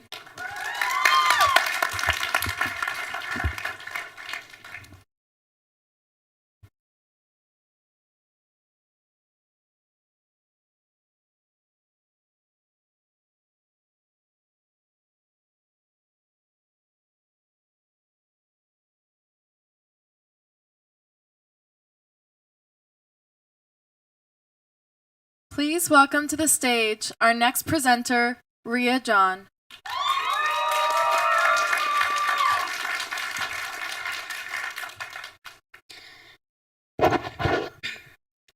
Before I begin this presentation, I would like to address that some of this information might be uncomfortable or triggering. Please step away if you need to. In the summer of 2023, I volunteered at the South Asian Organization for Immigrant Women in New York City. Here is a map of South Asia for context. The organization helps immigrant Bengali women adapt to American culture. As a conversation buddy, I met once every week with a young Bengali lady, Sahana, to practice her English. As the weeks passed by, she started opening up about her situation living with her angry husband. I vividly remember even now when she said, "I feel like I'm stuck in a cupboard. I'm of no value." We lost contact shortly after, and I learned from the organization that she's not the only immigrant woman living with an abusive partner. Hello, my name is Ria, and I'm here to present my thesis on supporting South Asian immigrant women living with an abusive partner. Experiencing violence in the US. When conversing with a friend, he mentioned how domestic violence is a huge problem in the South Asian community. Growing up, he saw many women get abused, but he still remembers this one man who burnt his wife alive, and not a single person questioned him. This was validated further when I learned from a study conducted in 2021 that 48% South Asians experience physical violence. Kavita Mehra, who is the executive director of Sakhi, says that the average in the US is 1 in 4. However, for the South Asian diaspora, it's 2 in 5.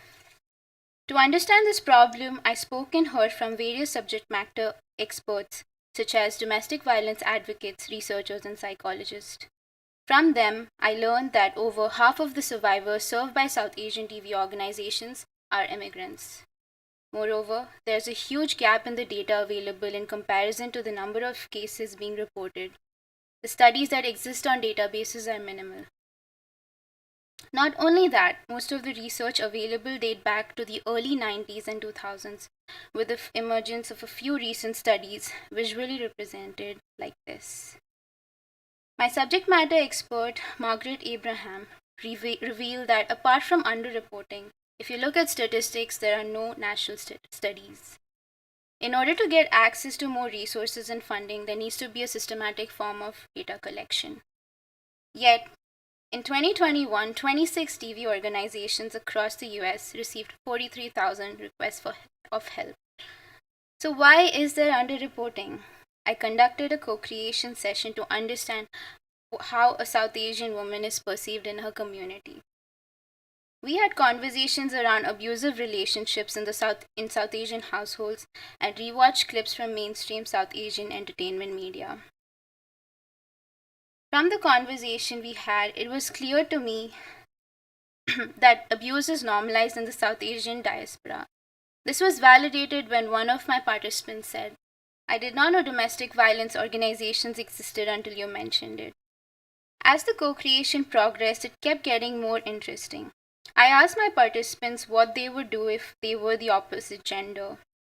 Not so surprisingly, the men in the room were out of words. They were all huddled together discussing what they could write. On the contrary, the women had a lot to say in comparison to the men. From the research I conducted so far, I gathered that there is a lack of education on abuse, stigma, and language barriers that is stopping immigrant women from seeking help.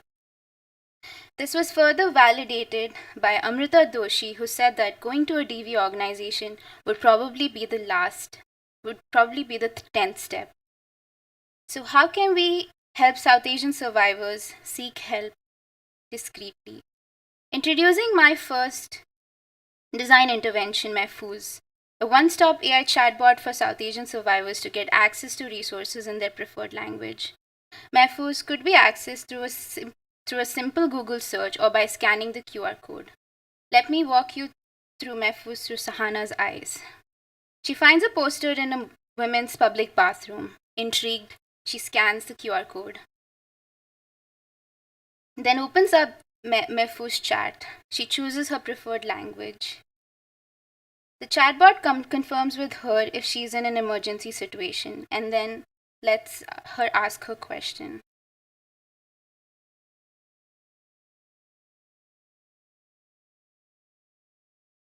The chatbot can also connect her to a hotline agent.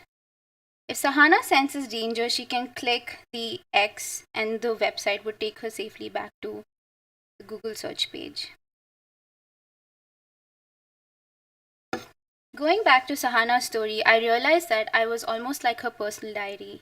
She spends all her day doing kitchen chores and taking care of her children. Over the years, she realized that she has been living with an abusive partner. But where will she go in this foreign country? Who can she talk to? She can't even ask for help because she doesn't speak English. This questioned me to think about how we could help a survivor cope with stress. Hence, I designed Flush. Flush is a book disguised in the form of a cleaning detergent. This book dissolves into soap when in contact with water. It is a safe way for someone to write down their feelings and flush them away. I showed this to my SME Antya, who said that although this intervention could be a great coping mechanism, it is a lost opportunity to collect evidence. This led me to think of privacy and safety while collecting evidence. So how does a survivor navigate the challenges of not having any privacy? I designed my second intervention Unravel. I wanted to learn different touch points of how someone could collect evidence by simulating a similar environment where someone is constantly being monitored. One participant was given objects to hide that their partner had to find. Let's look at the experience.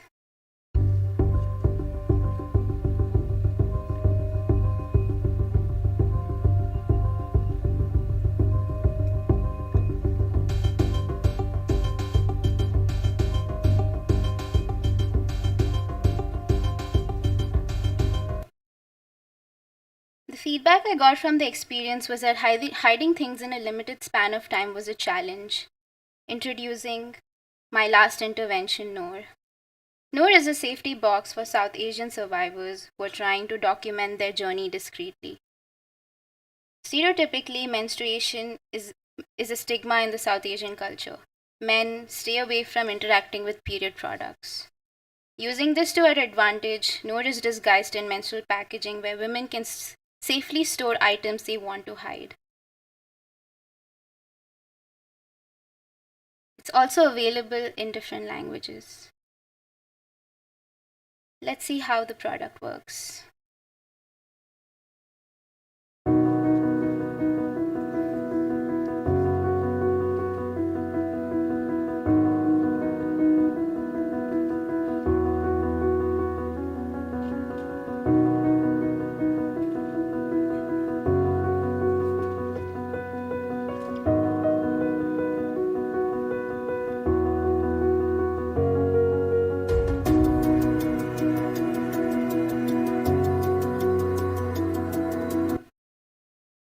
Inside this box, they also get access to a QR code, which leads them to the Noor app. Noor app is available in various South Asian languages. Once the user enters the password, they can do diary entries. They can write their feelings. They can store photos, as well as record voice memos. The app will also expose them to a community of survivors who are navigating through similar struggles. Now let's say that the user is in danger of her documentation being exposed. She can simply type another password, which will open up as a menstrual tracker that the user can use as a disguise. To conclude this presentation, I would like to leave the audience with this photo taken at my co-creation. We as a society should raise our children to be strong, independent women. Everyone in this world deserves to live free. So let's do our small part to making a difference. This thesis is dedicated to all those women who are living with abuse. You're not alone. Thank you.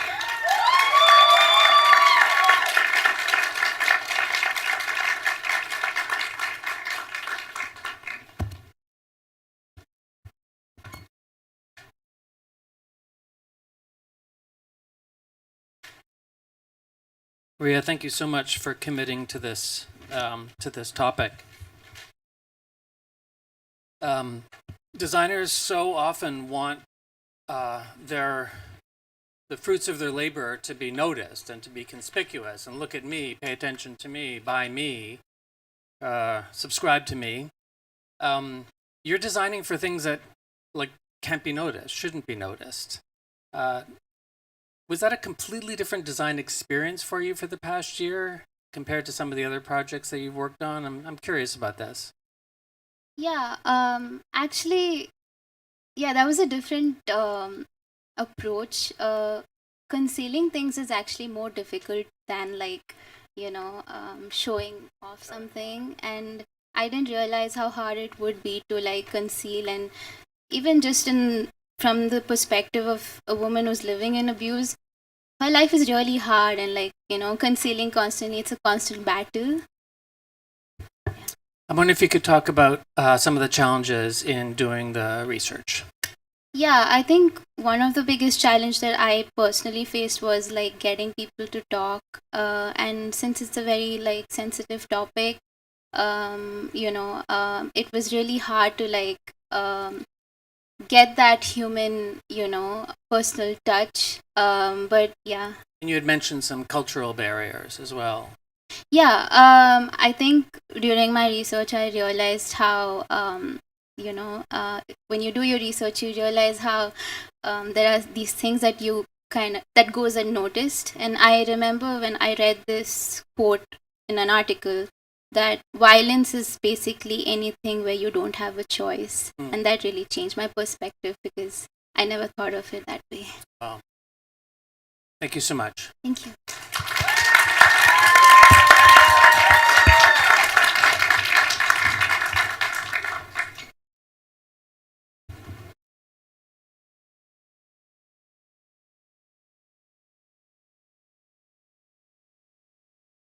Please welcome to the stage our last presenter before the break, Nigel Keane.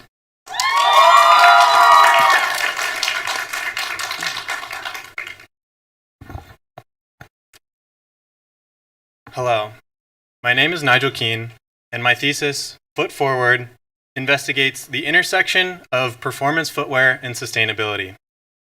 Globally, over 22 billion pairs of shoes are thrown away on a yearly basis. And if we look at the number of emissions produced by the footwear industry, it's 1.4% of all greenhouse gas emissions. To put this into perspective, the aviation industry accounts for just 2% of the entire greenhouse gas emissions. As an athlete, I've always been fascinated by footwear's ability to shape my physical and emotional experience with sports. However, knowing that the products I enjoy and my decisions cause real harm to natural ecosystems, social dynamics, economic structures, and more, it's hard for me to grapple with this cognitive dissonance. And so my goal with this work was to try and parse these two conflicting ideas in my head and create something to address this. Due to its popularity and impact globally, I decided to focus on runners as my primary user group. And so my work investigates the intersection through three separate lenses, which are health awareness, materials, and repair. My research showed that the root of my users' issues stems from a lack of health awareness.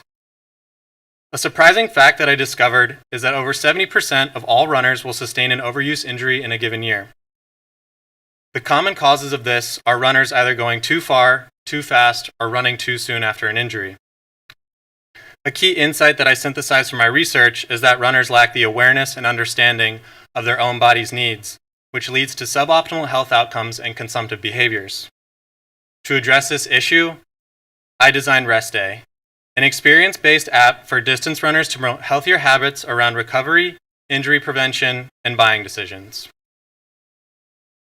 In the Meditation tab, users can access guided meditations for each stage of a runner's journey, before, during, and after a run.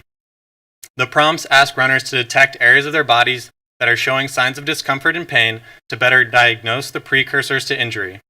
Meditation is also shown to reduce the mental and physical stress that can manifest in the body and lead to things like pulled muscles and stiffness. In the Active Recovery tab, users can practice the methods of reflexology using found objects like sticks, sand, grass, and others to stimulate the thousands of neurons which are found in the feet and can have a number of positive effects on the body. In the yoga section, exercises are made specifically for runners that can increase their ranges of motion and strengthen key muscle groups linked to common areas of injury. The final tab of my app focuses on shoe reviews. And you might be wondering why shoe reviews are an important part of a health and wellness app. Well, this is actually because shoes act as the primary tool for handling the stresses of running and are designed for a specific purpose and runner, which may not always be clear and obvious to all.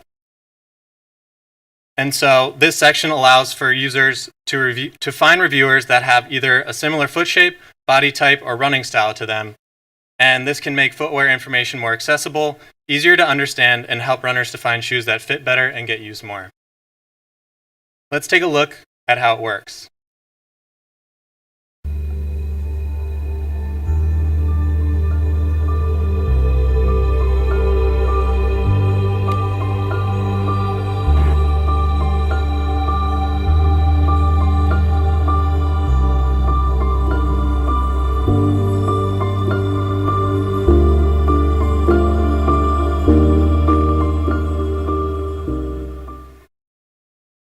Now shifting the focus to materials, when looking at the carbon footprint of performance shoes, materials account for 70% of the total emissions. Interested in new material innovations, I researched the hundreds to thousands of material startups focused on creating better alternatives to traditional fossil fuel-based materials that are heavily relied upon today. And initially, I sought to answer the question, is it possible to make zero-waste regenerative footwear? To find out, I interviewed subject matter experts in the areas of material development, footwear design, climate tech strategy, and more. And after speaking with these experts, I found that high-performance materials can have long production life cycles, which may take 10 to 20 years to reach a scale that would meet the current demands. And with an overwhelming amount of challenges that we face today, I decided to shift my attention to areas that could be implemented now. And so I reframed my focus and sought to answer a new question. How can design impact the footwear industry today? And it was at this stage of my research that a headline changed everything for me. Adidas dropped the Adios Evo Pro 1, which is a shoe that costs $500 and only lasts for a single race. While I understand this is a limited product for elite level athletes, I couldn't help but imagine how many non-elite level athletes would gladly pay for a shoe like this and create a new paradigm of product consumption. Single-use running shoes. Prompted by an advisor, I started to consider the products already in circulation rather than designing something new. This led me to think about repairability. And one important question to consider is, when does a pair of shoes actually wear out? Well, it depends on the frequency of use and the construction of a shoe, but as a general consideration, I took the median number from my research, which mentioned anywhere from 50 to 500 miles, to break down what that might look like for each runner. And so with this consideration in mind, a casual runner who runs about 10 miles a week can wear through a pair of shoes in about 30 weeks, while someone training for a marathon running 50 to 70 miles a week could go through a pair in just 6 weeks. On the other end of the spectrum, a serious runner who may run up to 100 miles a week can go through a pair in just 3 weeks. And so another major pain point that I identified from my co-creation session is that runners spend a lot of time, energy, and money trying to find a shoe that fits great and feels comfortable. And because no 2 feet are the same, people with the same shoe size and model can have a very different experience inside of that shoe. So when runners do find a great shoe, they tend to stick with the same model, often buying multiple pairs. But when these product lines get updated every year, they can in some cases make drastic changes which no longer serve that same individual. So to address this, I envision Cobbler, a repair service for runners who have already found a great fitting shoe and want to extend its life rather than throwing it away. To further investigate the construction and methods of assembly in footwear, I tore down old shoes that I had. And then I looked into the factors that affect a great fitting shoe and found that there are four key areas which have been shown by academic research to be the most important for assessing comfort. These are shoe stability, heel cushioning, forefoot flexibility, and forefoot cushioning. Additionally, to understand how a repair can be made, you also need to understand the basic construction of a shoe. This breaks down into 3 main parts, the first being the upper, which holds the foot in place and provides structure around the foot. The midsole absorbs the shock of the foot hitting the ground and propels the runner forward as they move through their stride. Lastly, the outsole provides traction and grip to the surfaces underneath the foot. And what's unique about this service is that it relies on 3D printing to produce one-off midsoles that are custom to the unique needs of each individual runner. And so this technology allows for products to be made only when there is a need, rather than the traditional methods of mass producing hundreds of thousands of pairs to be funneled through a global pipeline. Another benefit of this manufacturing method is the ability to create complex geometry that can mimic the mechanical properties of solid foam midsoles using less materials and other potential materials. Using parametric modeling software, I tested a lot of different structures for properties such as stiffness, flexibility, and cushioning, which can be seen here. Each structure can be used in different areas of the midsole to maximize the benefit for the runner. Here's an example of what one of those structures looks like that was used to repair an old pair of shoes that I had. Now let's take a quick look at the user journey. Once a runner wears out their shoes, they would then come to Cobbler, where we would consult on what type of repairs are needed. Then they would have their feet scanned and their stride analyzed to provide data that would influence the new midsole design. Once the design is complete, the new midsole is then printed, and then the shoe is rebuilt with the existing upper and a new midsole and outsole. This process can be repeated until the upper no longer can become repaired and maintain its structure and support for the runner. And because we've created a behavior of returning old pairs to the store, we can then recycle old parts that are no longer usable and typically get thrown away 95% of the time. Let's take a quick look at the promo video.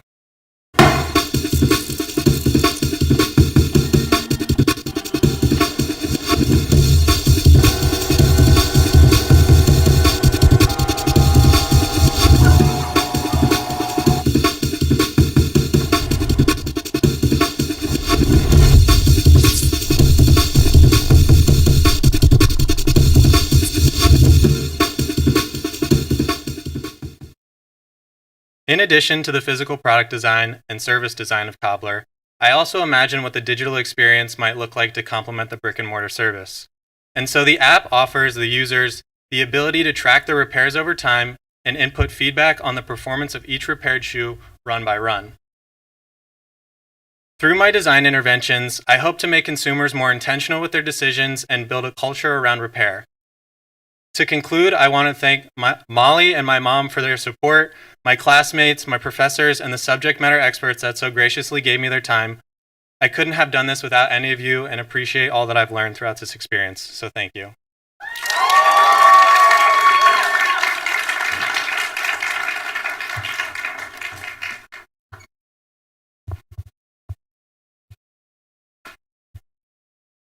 Love learning new language, specialized language, overuse injury.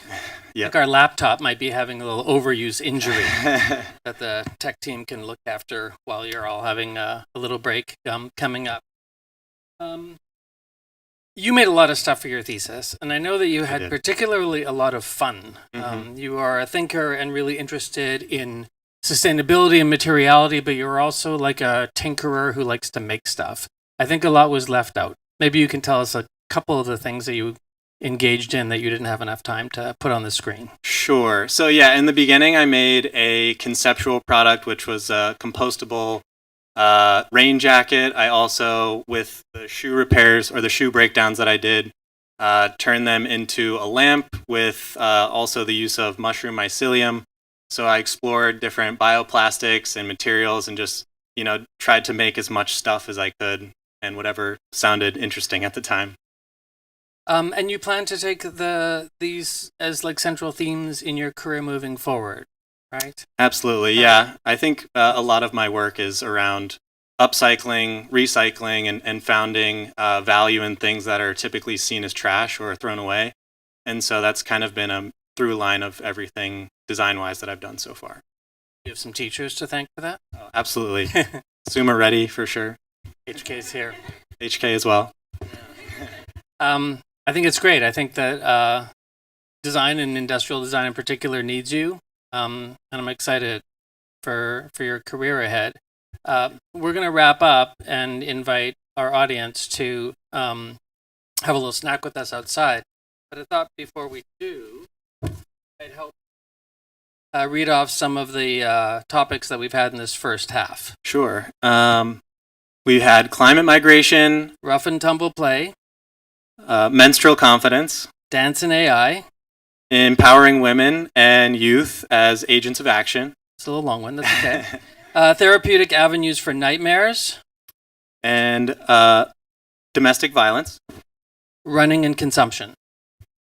Sound good? Sounds great. Are you ready for more after this? Absolutely. Are you ready for more after this? We are going to feed you the two food groups of sugar and protein. I would have both. And I think I would have the protein first, but it's up to you. For sure. We're going to have to call it at 15 minutes. We're a little behind schedule. We're so excited that you were here. Please come back for the second half. The students love having you here, and it's a celebration. And again, if you know some people who might want to tune in, send them to our homepage for them to check out the live stream.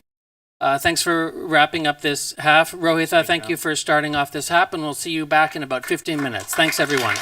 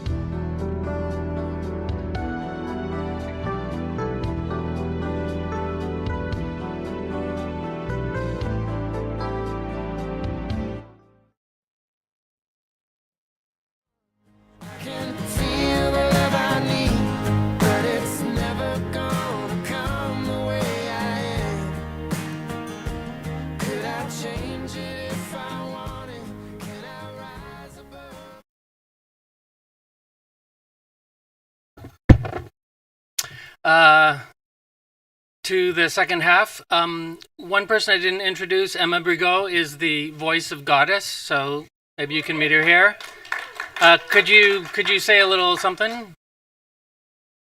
Please welcome. You're putting the voice of Goddess in the spotlight.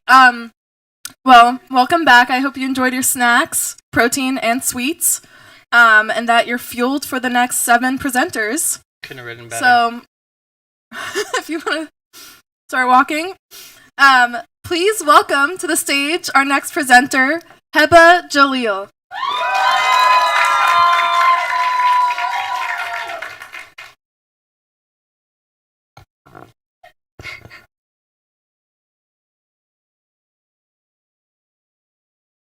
I have been an immigrant all my life. I'm from Kerala, a state in the southern region of India, but I grew up in Dubai, UAE. Growing up in the UAE, I never felt like I did not belong there. I was always surrounded by a strong South Indian community with access to wonderful food, celebrating the culture and people in every way possible. In 2022, I moved to New York City. Despite the excitement of starting a new and independent life, I felt a sense of emptiness. Like there was something missing. And I knew I couldn't be the first one experiencing this. I was on a mission to find other South Indian immigrants, and learn about their experience moving to the States through primary research. From the interviews, one line in particular stuck with me. I had to give up these little things in terms of food because it was so tough to find it anywhere. So I had to give it all up. The words "I had to give it all up" kept ringing in my head. This sends a message to the individual and the community where you lose a sense of belonging and no longer feel empowered because food is a tool that has the power to serve as a source of identity and national pride within people.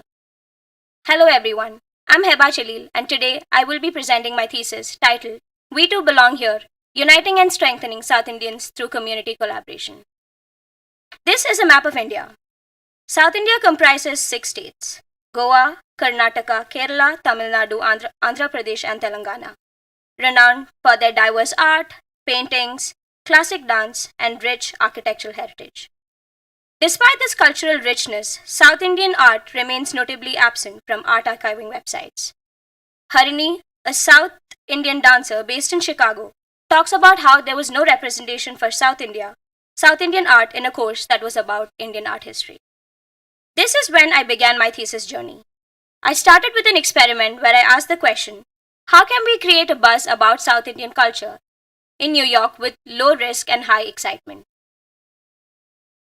After brainstorming for idea, a game sounded like the best approach, which led to the Cultural Buzzer. It is a gamified initiative sparking conversations about Indian culture, particularly South Indian heritage. As you can see in this image, it has 2 buzzers, the N and S. The N represents North India. You click on it to guess whether an Indian food originates from the northern region, while S signifies South India. Here's a video to help you understand how it works. You search up Indian food on any food delivery app and browse through the restaurants.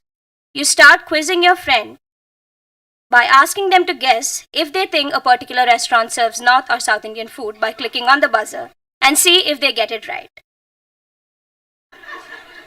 To further investigate the problem space, this experiment showcased an opportunity because it helped in understanding that people were curious and eager to learn more about the culture. To further investigate the problem space, I interviewed several educators, artists, designers, journalists based in the States, which included both South Indians and non-South Indians. The interviews unveiled a common misunderstanding, that Indian culture is often perceived as monolithic, neglecting its rich regional diversity. My thesis aims to educate people about South Indian culture and stimulate discourse on community representation, and secondly, empower this by fostering a sense of belonging in a population yearning for representation. Starting with educating non-South Indians. So how can we make learning about new cultures easy and engaging? As written by Karen Creamery in her book, popular culture is usually our first exposure to other cultures. It is the place where we learn about cultures that is different from our own. And the most common and widely recognized form of pop culture are movies. Mainstream media largely overlooks South Indian cinema, favoring Bollywood productions. author Alka Kurian talks about how there is a tendency to ignore languages and films that are made in languages other than Hindi, which is the language used in Bollywood. This means that 62% of languages are being ignored, out of which 45% are South Indian languages. The challenge isn't just about ignorance. These are all the theaters in New York and New Jersey combined that screen South Indian movies for around 2 weeks. The average commute to all 4 theaters is around 2 hours from Sunset Park, Brooklyn, one way, which means a total of 4 hours for just the trip alone. If you look into the movie streaming platforms, the problem isn't too different.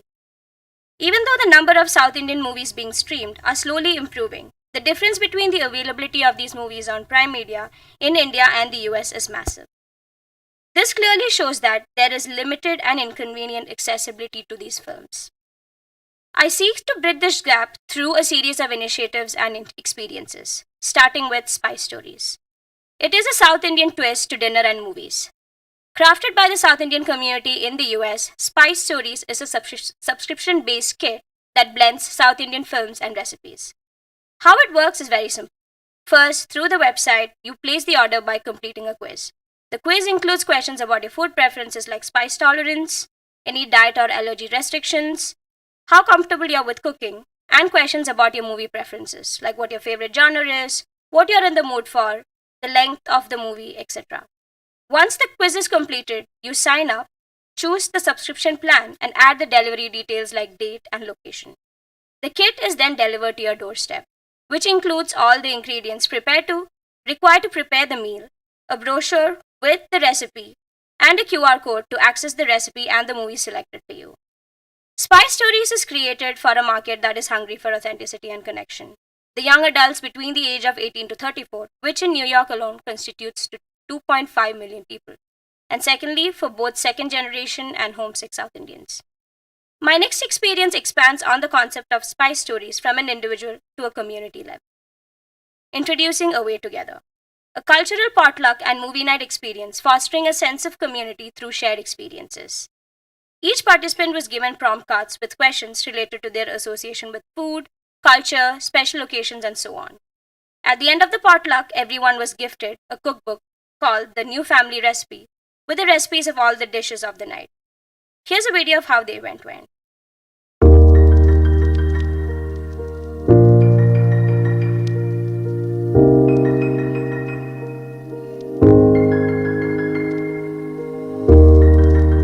Why did you choose this dish? Right, so okay, I got tamarind rice, and like honestly, I just got it because it's like easy to make, and like it's a comfort food for me. Like we always used to make tamarind rice when like, oh, it's made from leftover rice as well. So like, you know, if you have rice left from last night and you want something like quick and easy, which is like super tasty, then we used to go to tamarind rice. That's why I got it.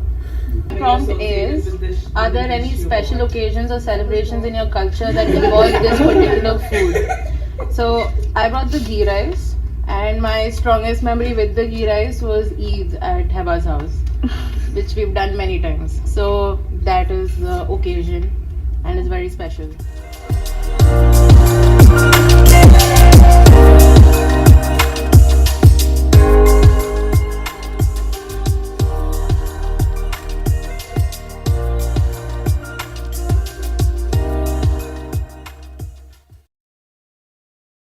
A lot of the participants said that it was an enriching experience for them. Some learnings from A Way Together was that language wasn't really a barrier when it came to the movie. Pretty much all the participants were invested and in fact sparked a lot of conversations. And potluck served as a very welcoming environment where people felt safe to try dishes that they weren't familiar with.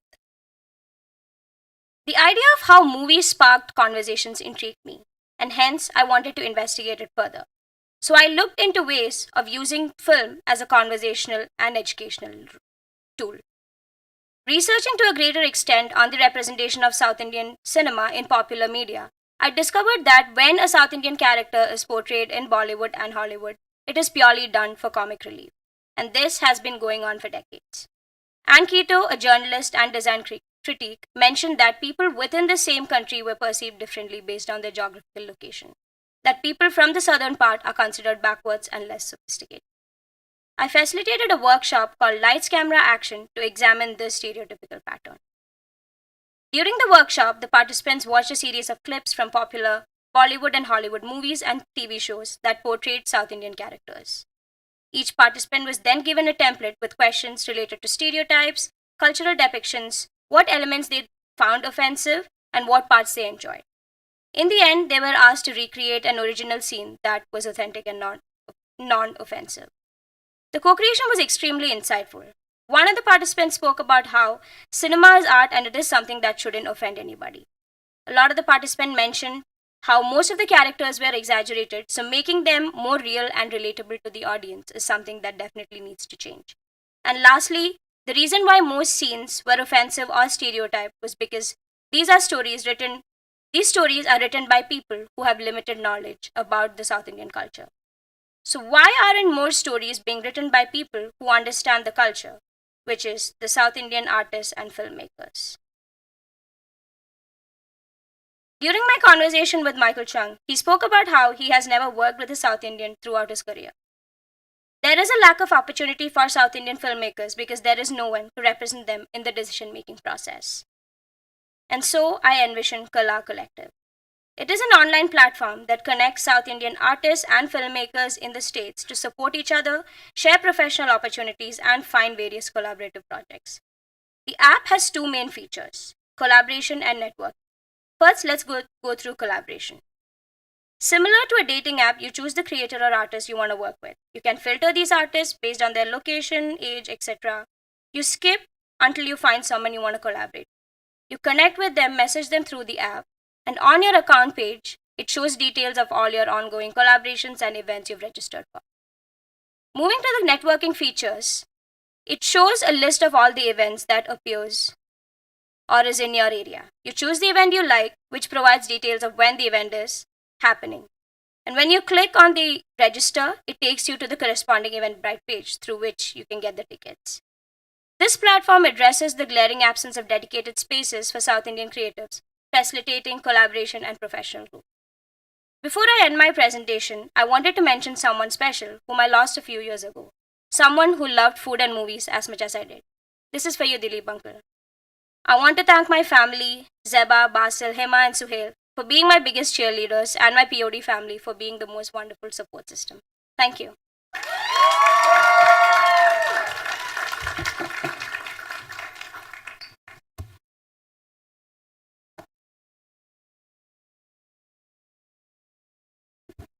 Thank you, Heba. The notion of tying food and movies to design intent is brilliant, and I think just open up all sorts of possibilities to you. But you did design these experiences, so maybe you can tell us a little bit more, maybe about the the spice stories. The Away Together. So with Away Together, even though it sounds like a very simple concept in terms of, having like a dinner party where you are having just South Indian food, it's extremely challenging in the city because there aren't a lot of restaurants that really cater to how diverse the food is, like the South Indian food is. So I wanted to change that narrative and sort of, with what I was going for, or what my goal with Away Together was to facilitate a space where people have access to these foods. And that was the thought process behind giving away the recipe books as well, so that people have access to these food and the recipes and sort of start a conversation about this problem. Right, and that's in the middle. You really ladder up from designing for the individual or maybe a couple, sort of the movie night, the spice stories, through the group, all the way to community, where you are connecting up community in the movie making business. I do want to ask, so you had opened and talked about how you had felt this emptiness when you started. So are you feeling a fullness now? Or maybe you can tell us a little bit about the 2 years and how you're sort of leaving this experience of moving to New York and going to grad school. I think with this thesis, I was not only able to find a community, but also create a community here. I think what I consider a success is that I was able to share this culture, the traditions, the festivals with people here. And I think the biggest success was that someone who was a non-South Indian was able to cook something, a South Indian food, So I think that is itself shows that, this is possible, and that if you just start having these conversations, this is something that could be changed for sure. There's so much community and so much delight in your work. Thank you. Thank you so much.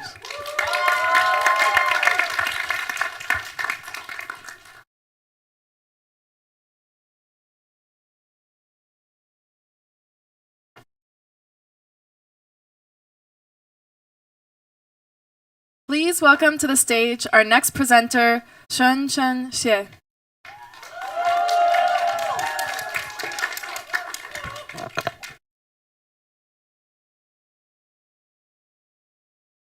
In 2020, I experienced severe back pain.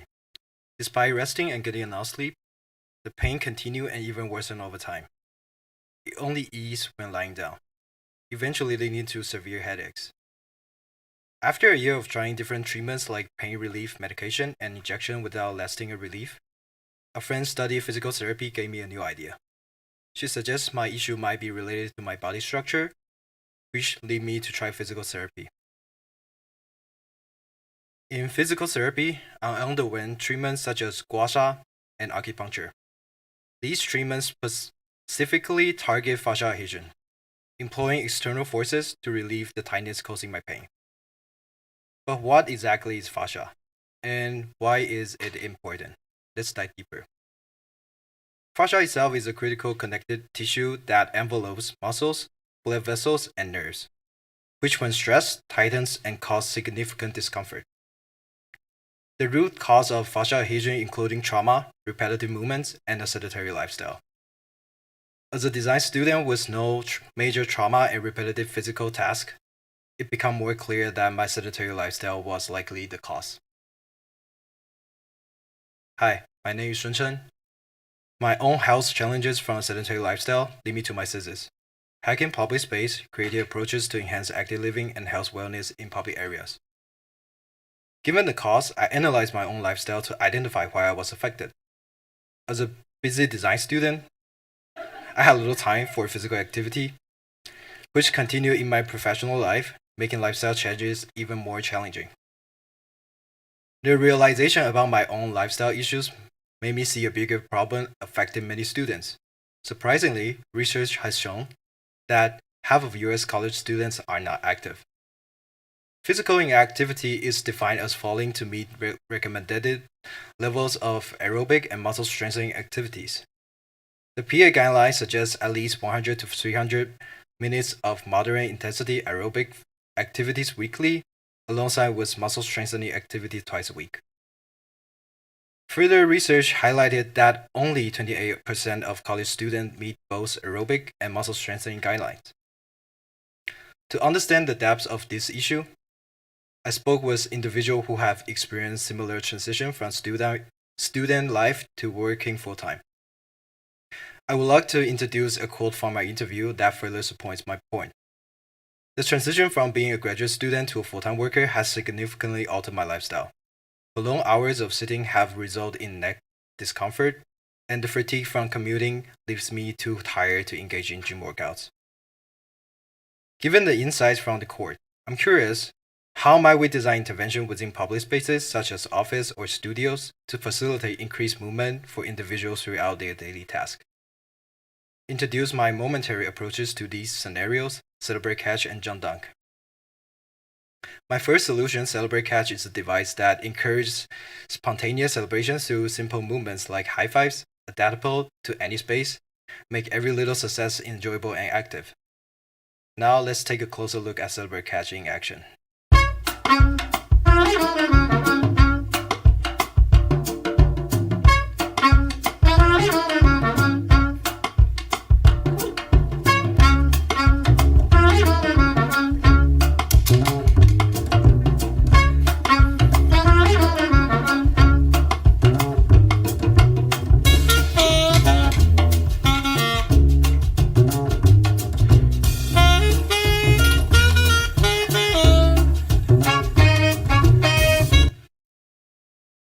Continuing to build on the theme of integrating movement with playfulness, I'm now extending our focus beyond office and studio, including parks and streets. I envision Jump Dunk, a design that makes throwing trash away more enjoyable. It includes a detachable basketball hoop that fits over trash cans, encourage movement, and adding a playful twist to daily tasks.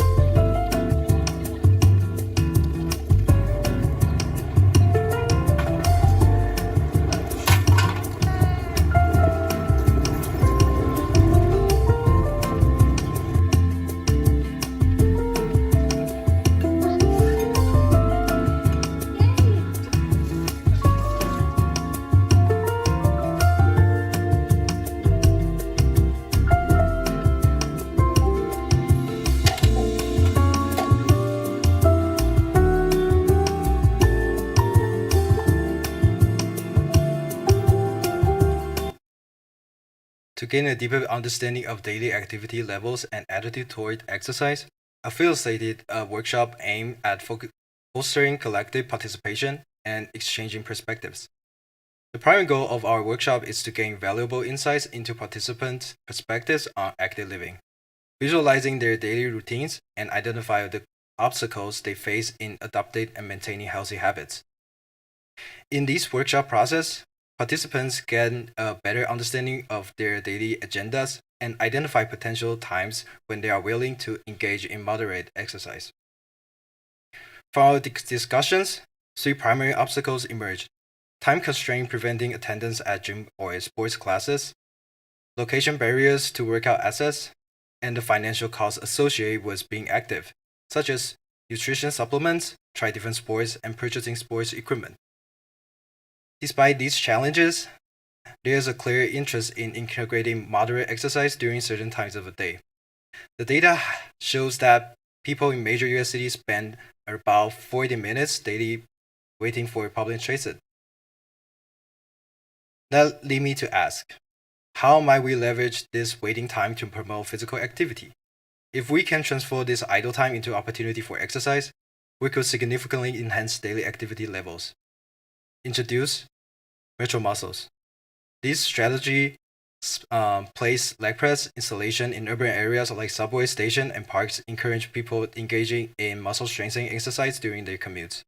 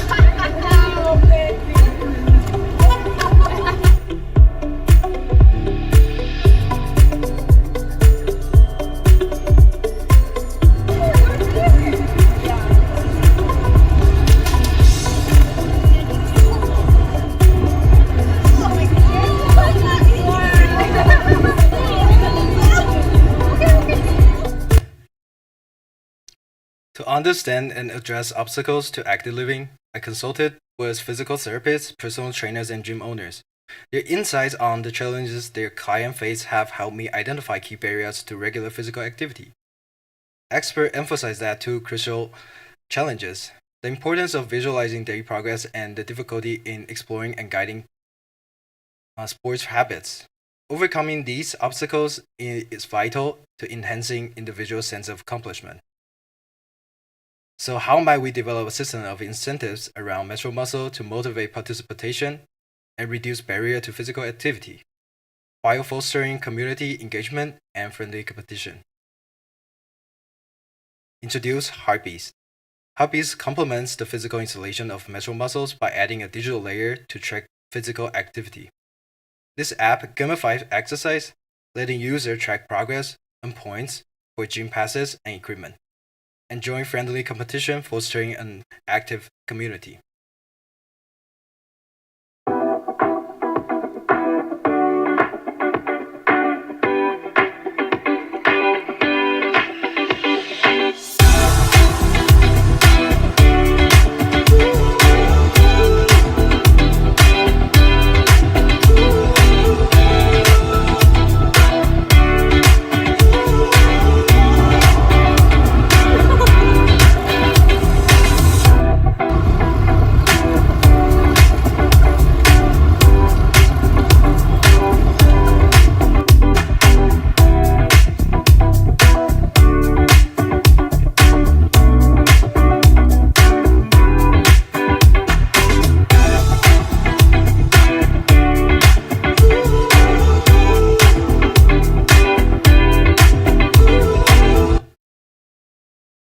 As we reflect on the journey from identifying the problem to implementing solutions, we see a path forward.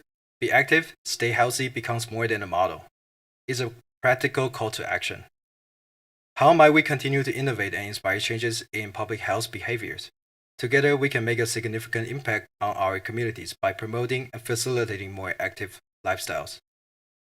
Thank you for joining me on the journey to a healthier future.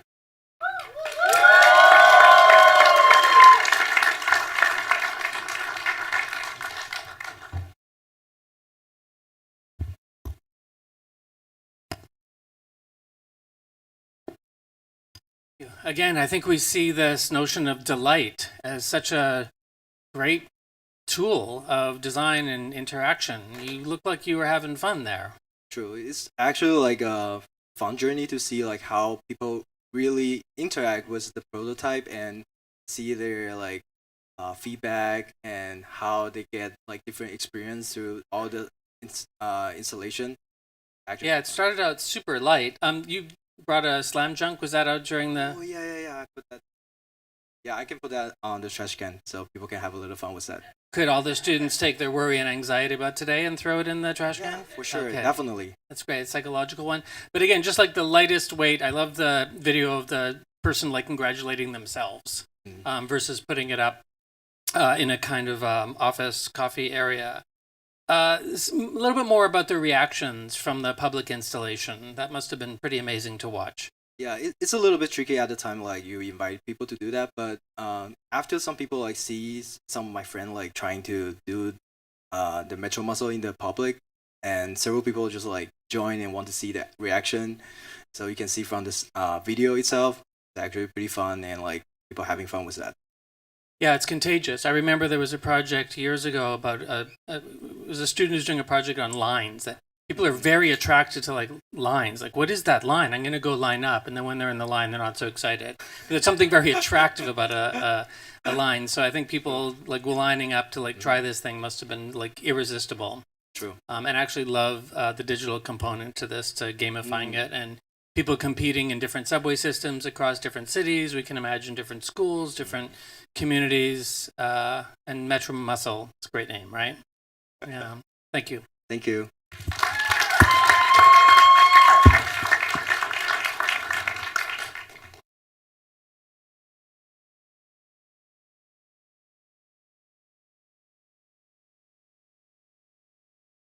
Please welcome to the stage our next presenter, Ray Yang.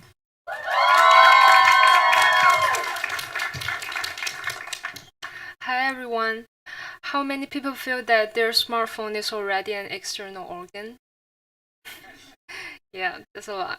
The average screen time on internet-connected devices among users in the US is 7 hours. We exist in a time of data oversaturation. Faced with the myriad of choices in everyday life, can we actually make decisions? Often, an excess of options make it difficult for us to decide. In such cases, can we still take action?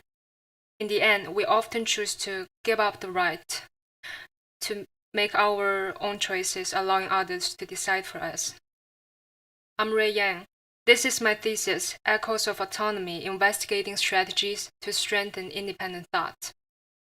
Here are the user numbers for various social media platforms. These platforms consume a significant amount of our time. They push advertisements and topics of potential interest to us using personal information. This is a well-worn topic, but I'm bringing it up again for a reason. Just as we instinctively reach for our phones and mindlessly open apps like Instagram or TikTok, slipping into a cycle of dumb scrolling without even realizing it, we have become accustomed to this state of affairs. We have been deprived of our choice without realizing it. This passive state of consuming information resembles being one of the helpless blind in Jose Salamanca's novel Blindness. Hopelessly and passively blind. We have no choice. These platforms and products have shaped our habits. I believe many of you here have experienced a time before smartphones. Compared to the era, we can feel that although we now access information more quickly, the connection to a deep understanding of knowledge have become increasingly severe. It appears that we are being trained by the torrents of the times to merely be receptacles for receiving information, and our critical thinking is affected as a result. Regarding the impact of social media in people's autonomous thinking, I engaged with a series of resources and also spoke with professionals who work in educational systems and study new technology. These studies have provided me with many insights. The first one is critical thinking is inherently emotive, beginning with instinctive reactions. But what about the next generation born in this era? Where are their options? Gina Lacking, a teacher with 12 years of teaching experience, said, students display low confidence in learning new skills from kindergarten to 12th grade, often feeling overwhelmed before trying, and they are performing below the grade level. She also mentioned that instant gratification influences the physical learning process. Instant gratification, the base of social media. As life becomes increasingly convenient, everything from our physical actions to our thought process feels effortless. We no longer find satisfaction in slow-paced activities. YouTube promoted its variable playback speeds in 2010. Even future viewers watching the video of my talk right now may choose to play at double speed. Are you watching at double speed? Since everything is accelerating, we have forgotten that thinking requires time. It is inherently a slow process. If teenagers remaining addicted to a culture of instant gratification and continue relying on social media, they risk diminishing their capacity for proactive thinking. But there is someone who is seeking ways to break through segregation. Adolescents are still in the learning phase and they have not yet reached maturity. This stage influences their future decision-making, which benefits from diverse perspectives. How can we develop collaborative platforms that encourage people of diverse backgrounds to share and learn from a wide range of information? I want to introduce a grown-up version of Choose Your Own Adventure, where I will take it a step further by incorporating diverse perspectives and insights to enrich the learning experience. Thought Matrix is a learning platform on Apple Vision Pro, developed for college students. It enhances decision-making and learning through immersive storylines with captivating visuals, presenting diverse viewpoints. The platform encourages information gathering along with insight sharing, helping users visualize their choices and reasoning through knowledge graphs. Let me unveil the features through a user scenario.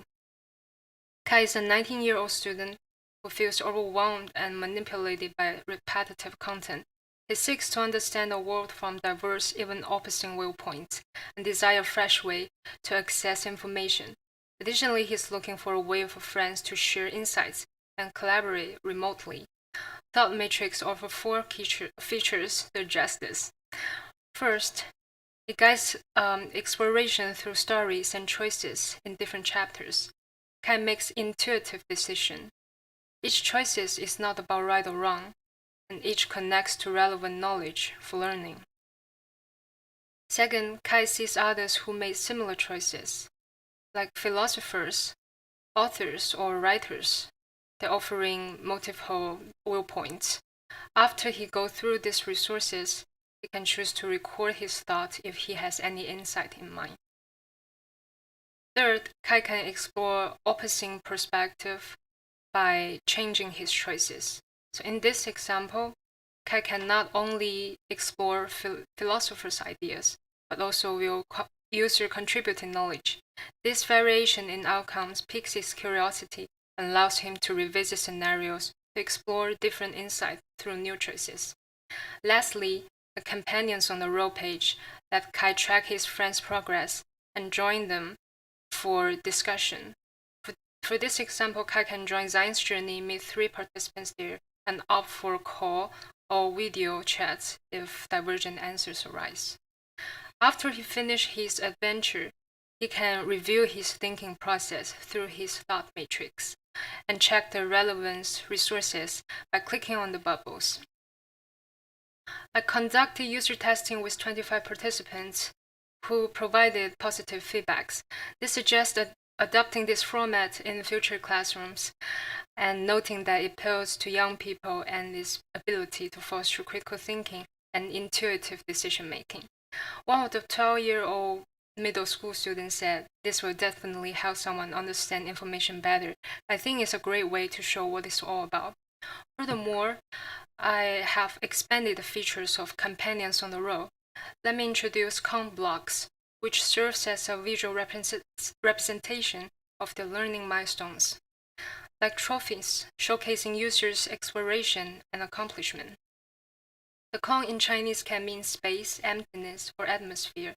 I want to express the feeling of creating things in space, exchanging knowledge with friends, and starting to think from nothing. Imagine a couple of generations into the future with the Apple Vision Pro headset. Observe how it works in this way.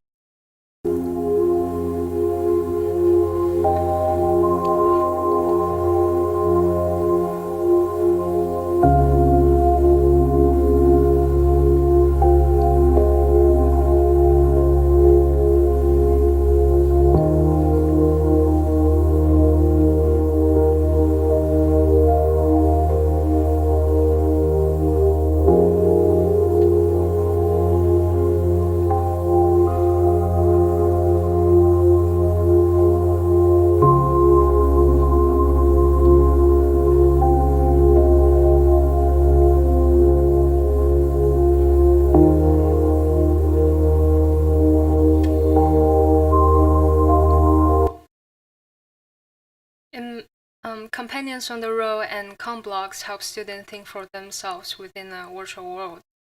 Embracing self-expression in reality is just as important.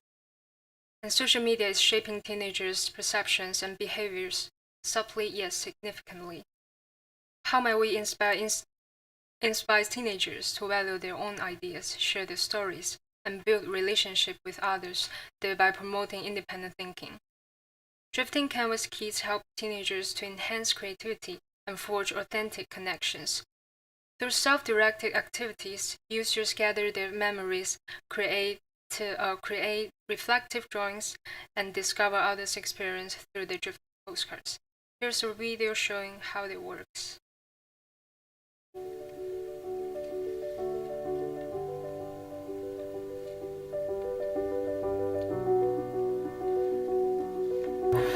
By the time when I was visiting the Japanese garden in LA, thank God the weather was fine that day.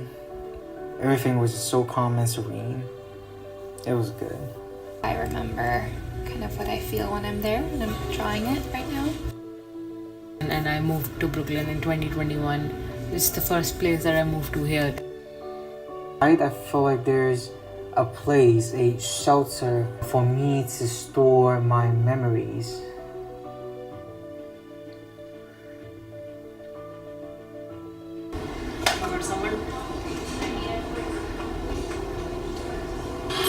Wow! That's incredible! Found a written postcard that was hidden within a stack of books. They mentioned something about a cute coffee shop that's pretty close to the bookstore, so that could be a new place that I can go to. It sounds fun.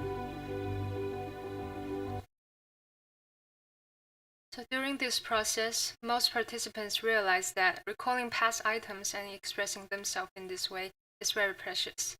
It's also reminding them the past smells, sounds, and places, memories that might not have been uncovered if not for this opportunity. For my next step, I will continue to add new plots and references to Thought Matrix, making the story richer. I particularly like one participant suggestion. I hope I can choose both the red and blue pills, or maybe there's a pink pill or something. This has shown me more interesting and even unexpected possibilities to explore new plots and relative references. So thank you to everyone who has helped, inspired, and supported me during my thesis journey. Thank you.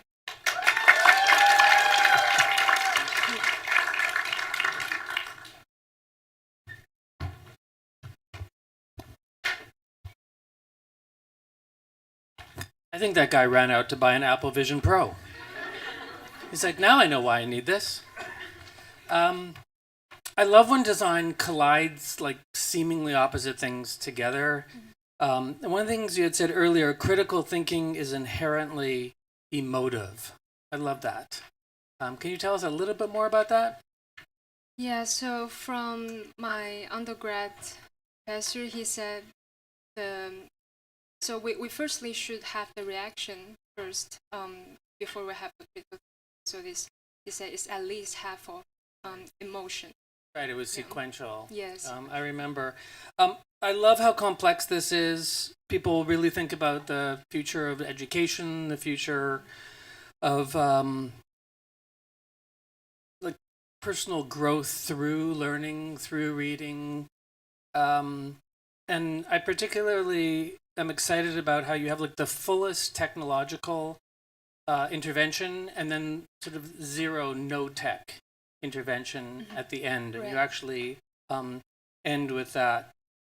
The other thing is you build community into all of your work. So this notion of alone together. There were some codes on your thought matrix pages, and I remember we talked about. Can you share a little bit with our guests? So thank you for bringing that up. So this is users' unique code, which collects their insights during the journey. So it places shareable information.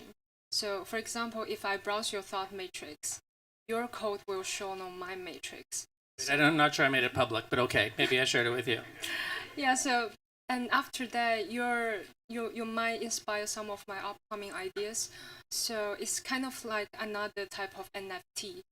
And because I want users to share their information, and like I want them to feel secure this information sharing one.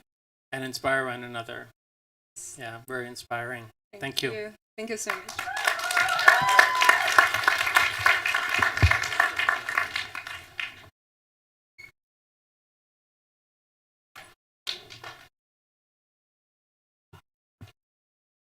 Please welcome to the stage our next presenter, Patrick Baca Chandler.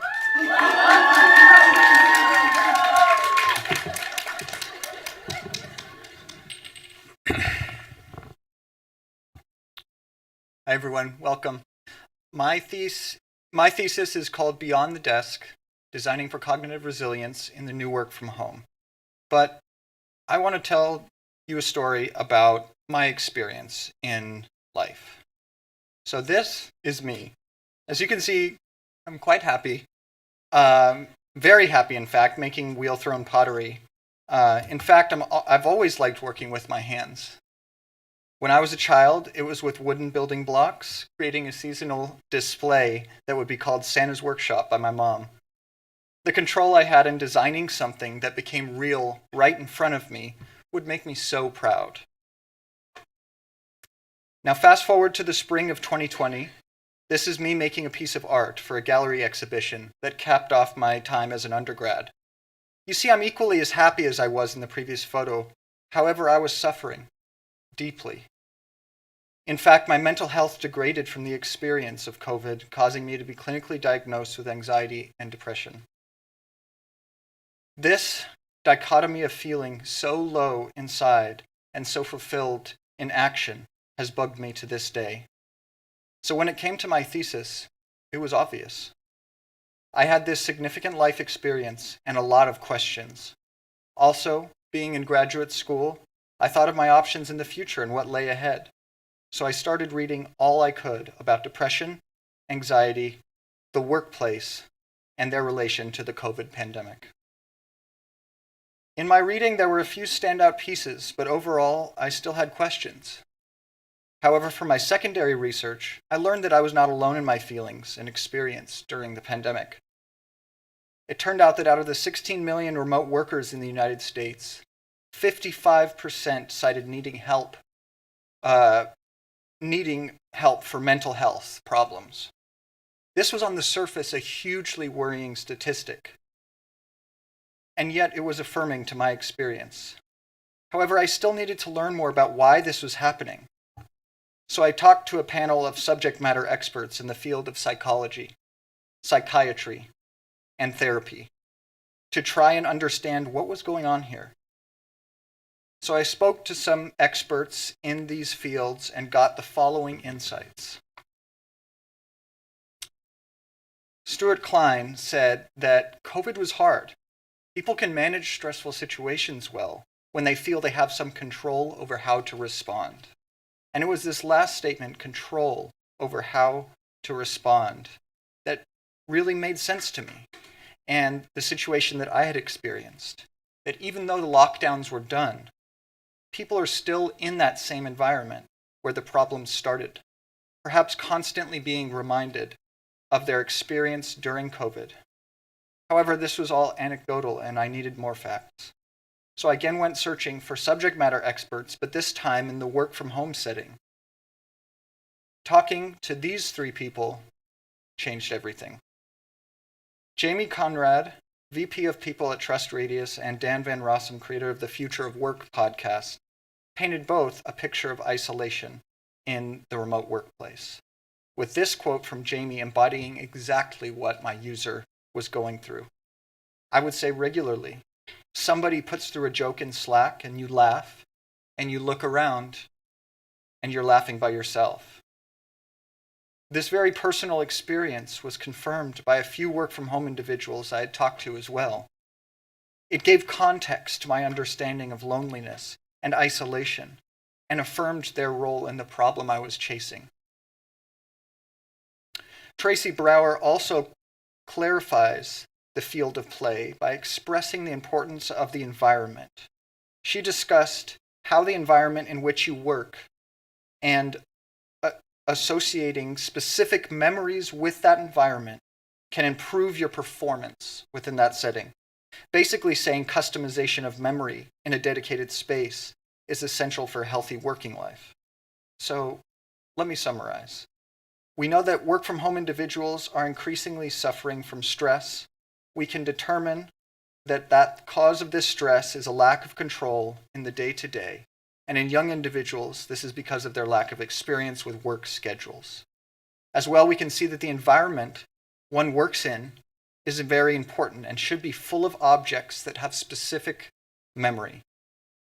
So where do I go from here? Well, I know people, and people are all unique and have things about them that make them unique, like choices of clothes, what they eat, and how they decorate their space. So my question was, how might we help people reconnect with their everyday objects? Or in other terms, how might we help work-from-home individuals reduce their overall daily stress and empower them to experience a sense of control over their environment? So I thought back to how I interact with the world, through touch. Naturally, then I looked up ways to explore using our sense of touch, as well using a meditative practice along the way. I found that mindfulness as a meditative practice was very effective in treating anxiety, according to this 2019 study by Brown. So as I continued my journey of exploration, I realized that the solutions to the challenges faced by remote workers needed to be as diverse and multifaceted as the challenges themselves. This realization led me to design a range of products and experiences that address the underlying issues of stress, isolation, and lack of control. First, let's talk about Ponder. As I reflected on the importance of tactile experiences in fostering mindfulness, I created Ponder, a mindfulness object designed to be the focus of a daily mindfulness practice. Imagine holding a spherical object with a maze-like groove on its surface, guiding your fingers along its curves as you enter a state of contemplation and peace. This practice, based on the therapeutic concept of embodied touch, allows remote workers to reconnect with themselves and find mental clarity amidst the chaos of work. Here we can see it work in situ for someone struggling with chronic stress and a potential episode.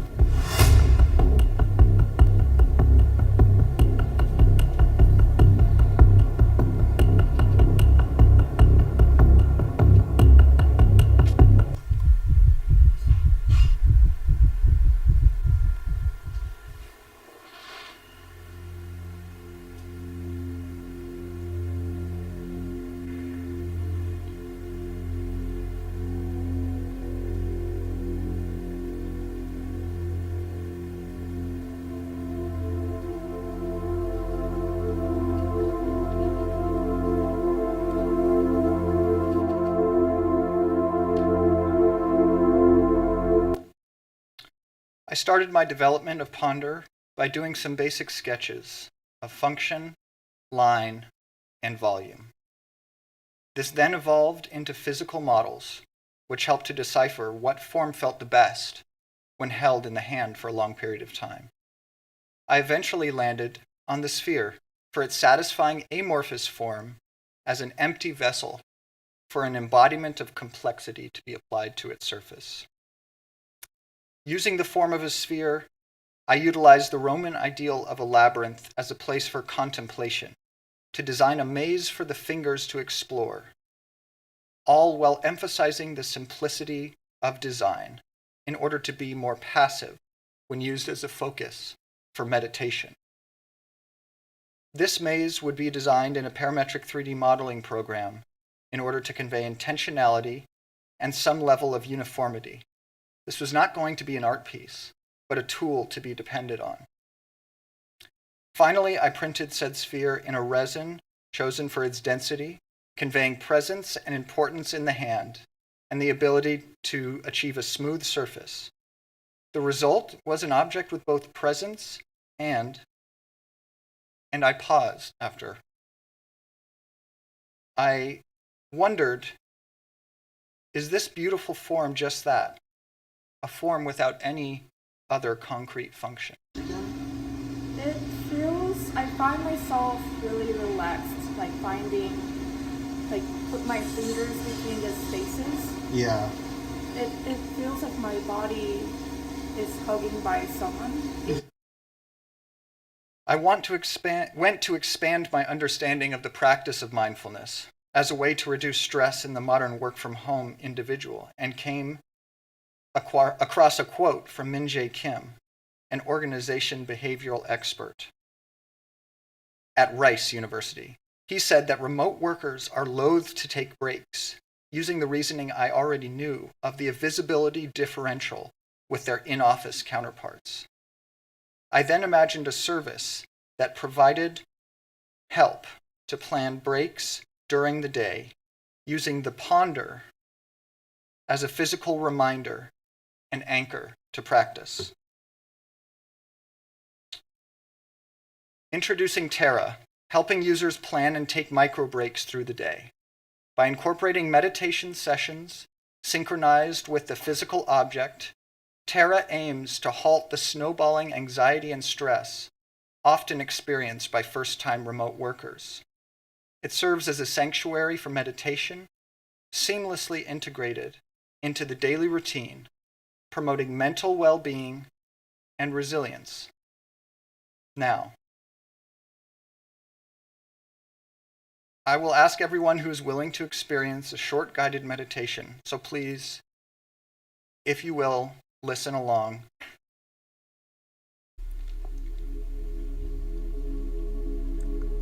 With your chosen object resting before you, take a moment to observe it with soft eyes. Notice its shape, its color, its texture.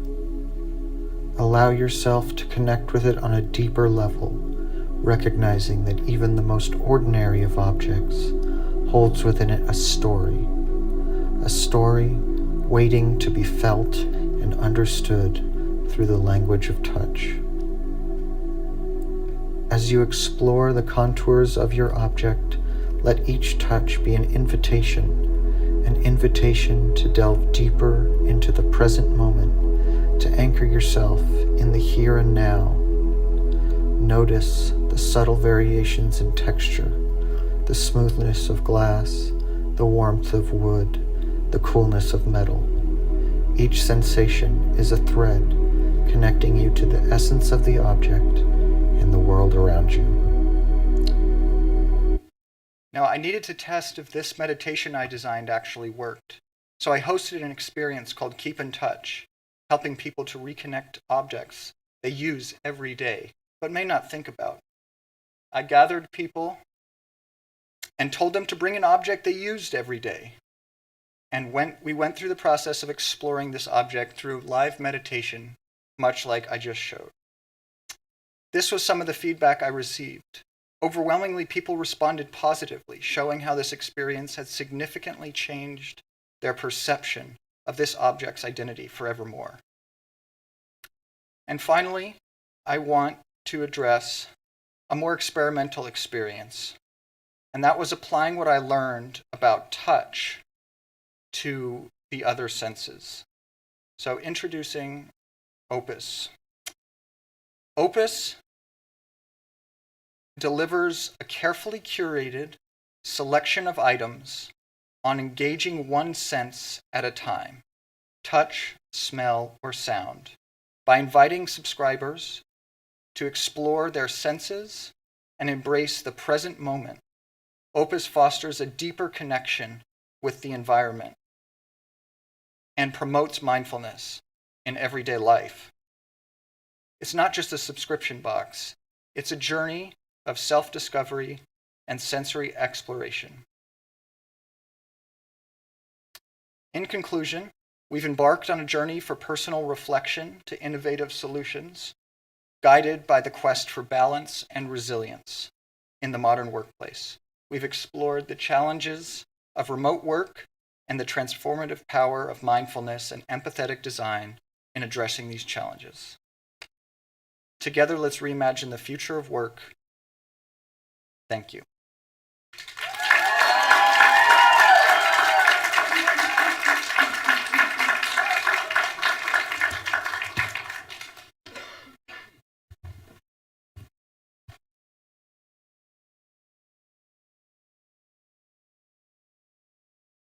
I have not touched this yet because teachers break prototypes. So I'm going to have my first maze of this. Actually, we should test this on the next student who might be a little anxious about getting on stage. Yeah.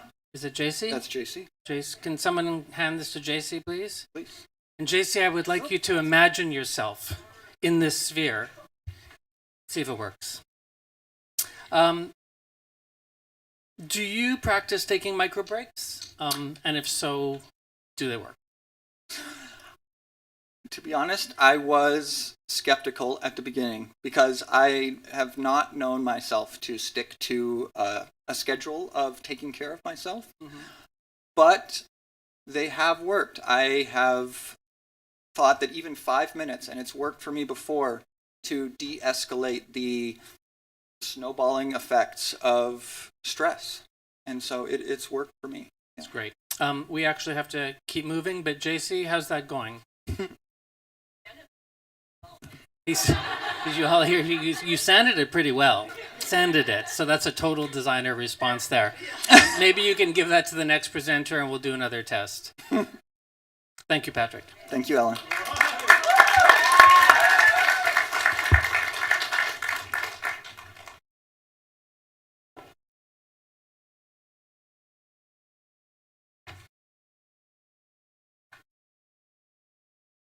Please welcome to the stage our next presenter, JC Chen.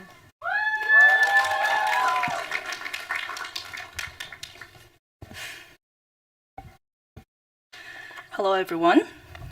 Before we start the presentation, there's a very short clip just to show you the glimpse of what I'm presenting today.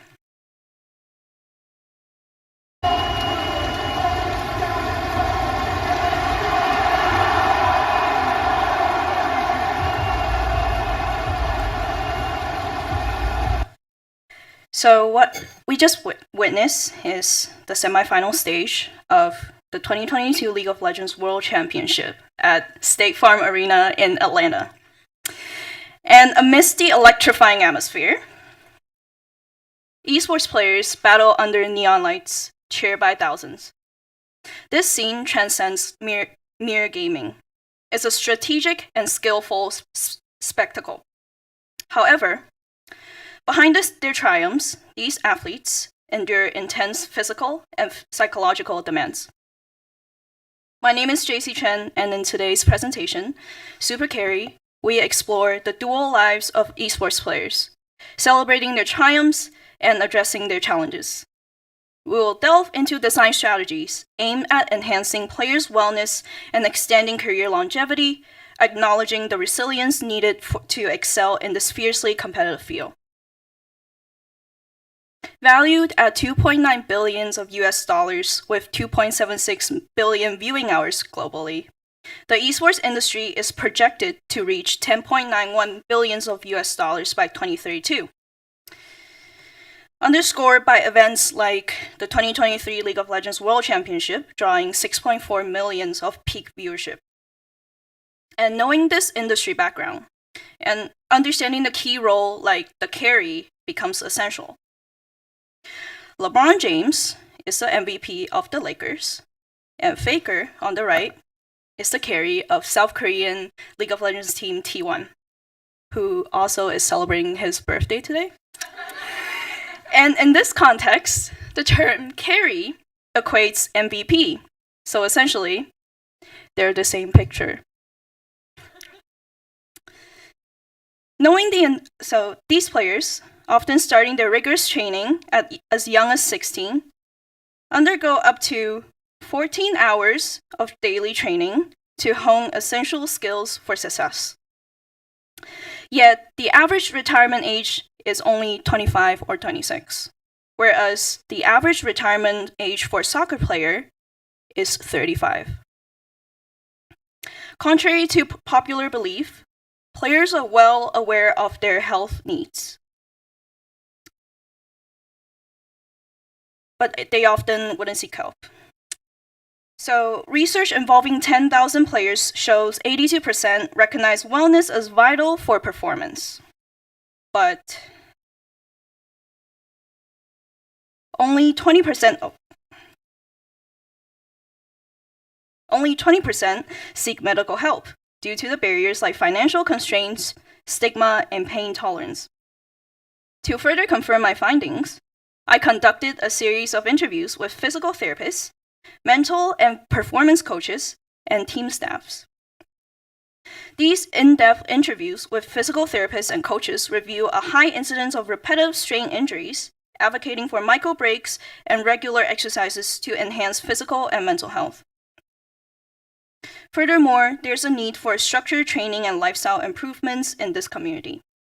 Dr. Ryan Psych-Sensei Terrell observed that the absence of conventional training systems leads many players to develop detrimental habits. He advocates for holistic practices such as regular gym visits and team building activities to enhance team spirit and extend careers. Additionally, he warns that neglecting physical health can affect mental health, which ultimately can shorten careers. These insights from experts and research underlying a troubling trend. Physical and psychological issues are not only widespread, but also carry significant consequences for esports athletes who do not seek timely intervention. Let's begin with the physical part. A 2018 study involving collegiate esports players shows significant findings. 42% suffer from neck and back pain, 36% experience wrist pain, and 32% report hand pain. And today, we'll specifically address wrist injuries, commonly resulting from prolonged use of keyboard, mice, and controllers. And the 3 common wrist problems are the following: gamer's thumb, carpal tunnel syndrome, and tennis elbow. Combining all these research, I designed Octo, which is a one-piece wrist strengthening device that adapts to different hand sizes and focus on injury prevention. Many existing products suffer from poor ergonomics due to fixed sizes that limit adjustability, and their lack of aesthetic appeals further diminishes their desirability. The prototyping process was not easy. I underwent several reiterations before landing on the final form. Initially, I dove into different handles type of prototyping, testing the grip similar to pliers. However, it didn't work. Therefore, I decided to shift to an oval shape one-piece model, which provides detachable support and easy to adjust for minimalistic and clean look. And here's a promotional video for the product.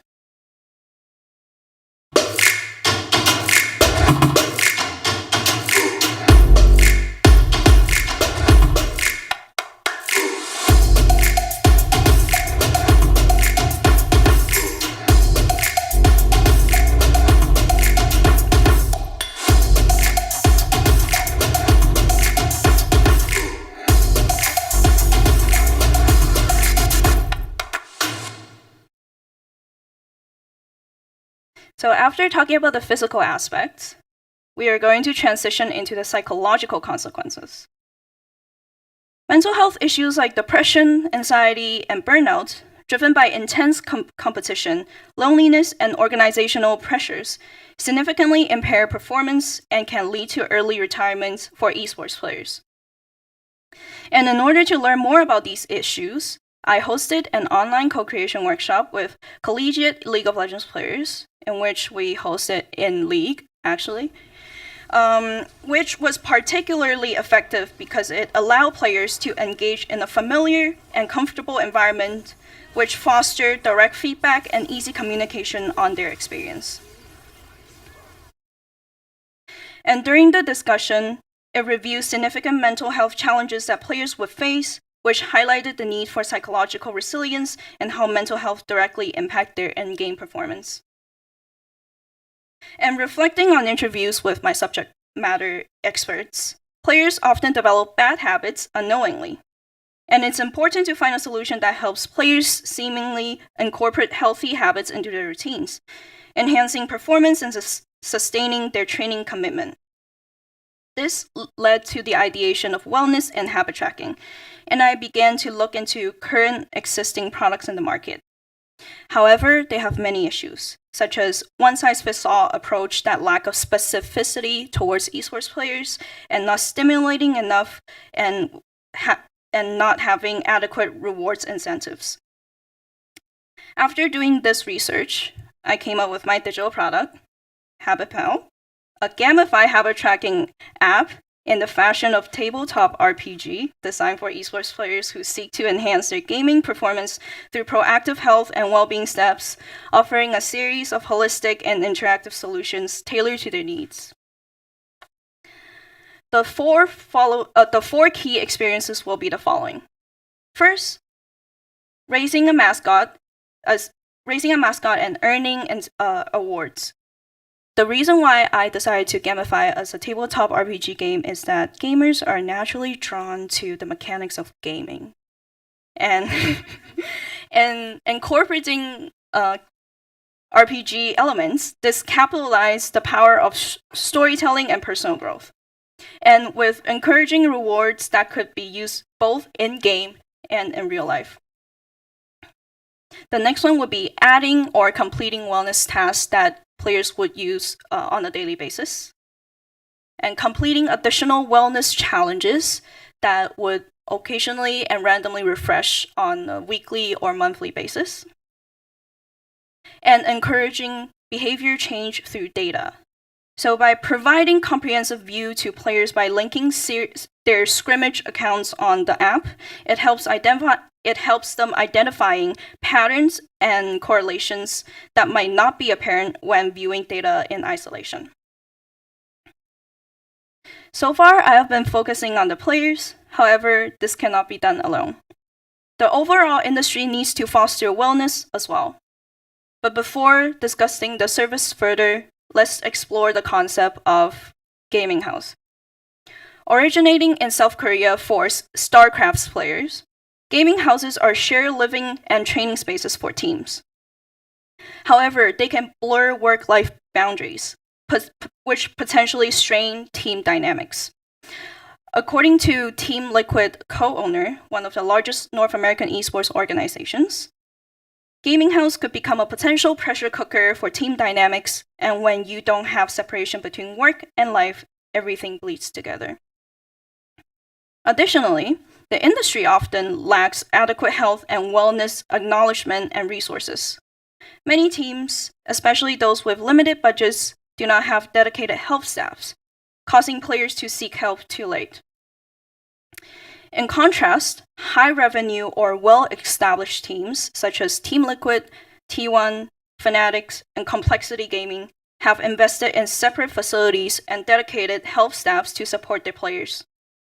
However, while these top-tier teams have comprehensive health resources, smaller teams or even free agent players frequently lack adequate support.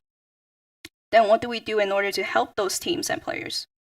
This leads to my service design called 4D6, which is a D&D reference. Very gaming.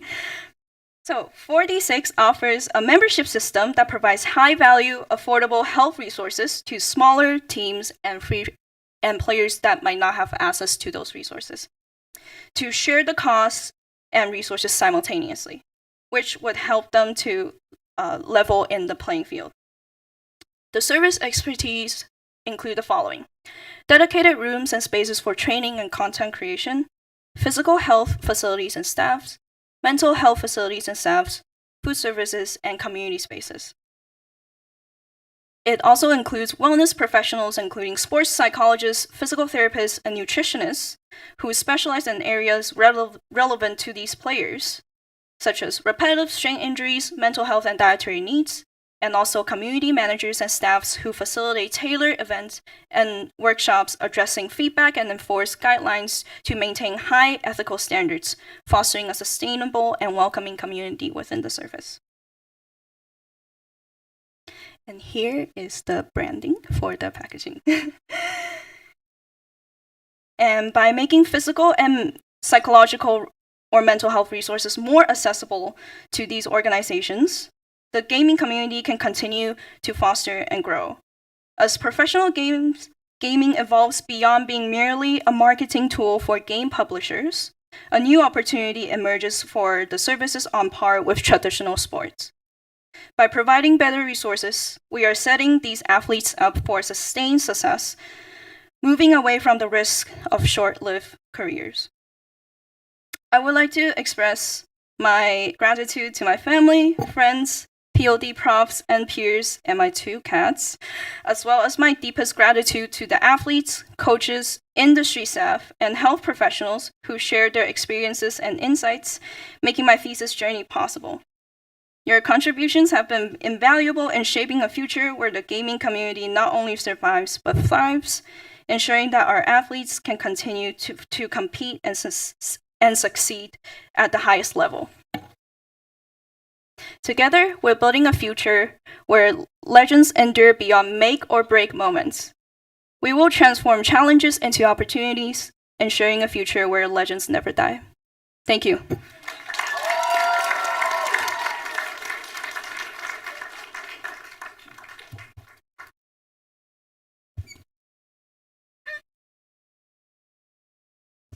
How many gamers in the audience? Yeah. How many League players in the audience? Whoa. Okay.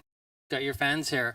We only have time for one question. There was some interesting research that you weren't able to share with us, so maybe you can do that now. Yeah. I think one thing that I would like to mention is that the industry still needs to like fully professionalize, even though there are training camps for academy players, collegiate players, and which allow them to like emerge into professional teams. But the areas with wellness and health is still very lacking.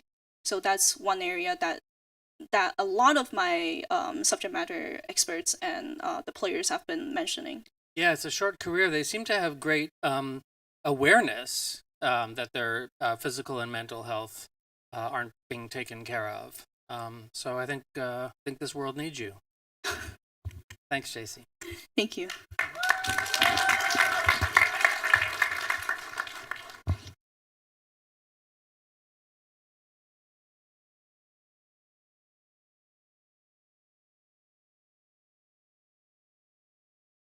Please welcome to the stage our next presenter, Ren Wang.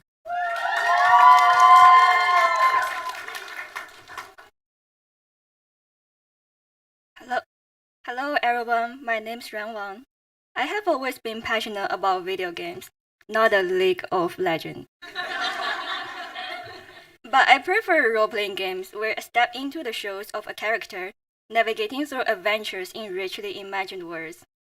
One unique feature of the role-playing games is that you explore the story through decision-making.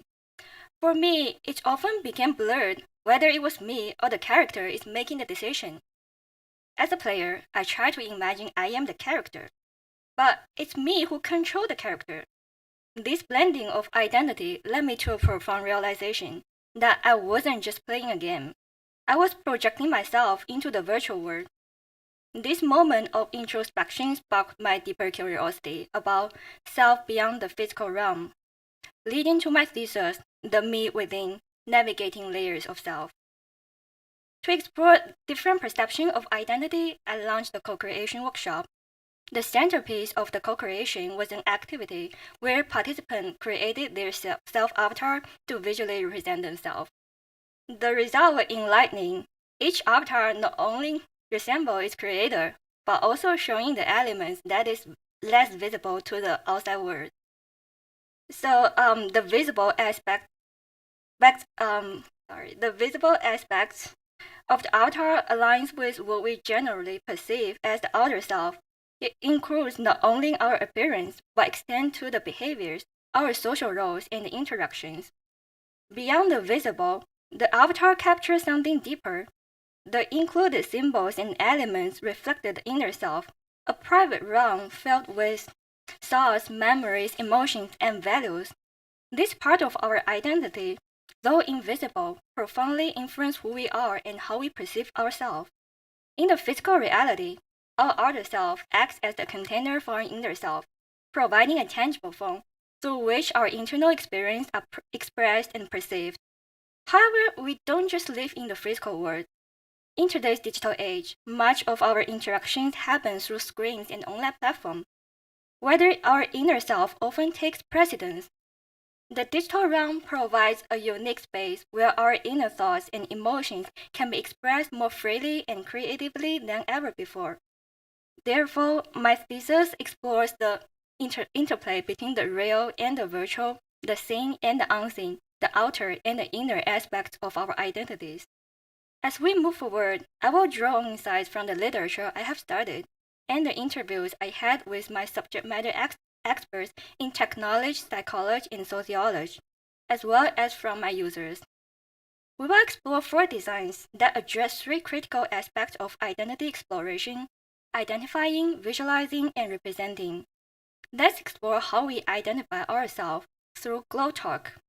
It's an interactive companion live that blends AI-driven conversation with responsive lighting, creating an engaging environment for self-reflection and self-discovery.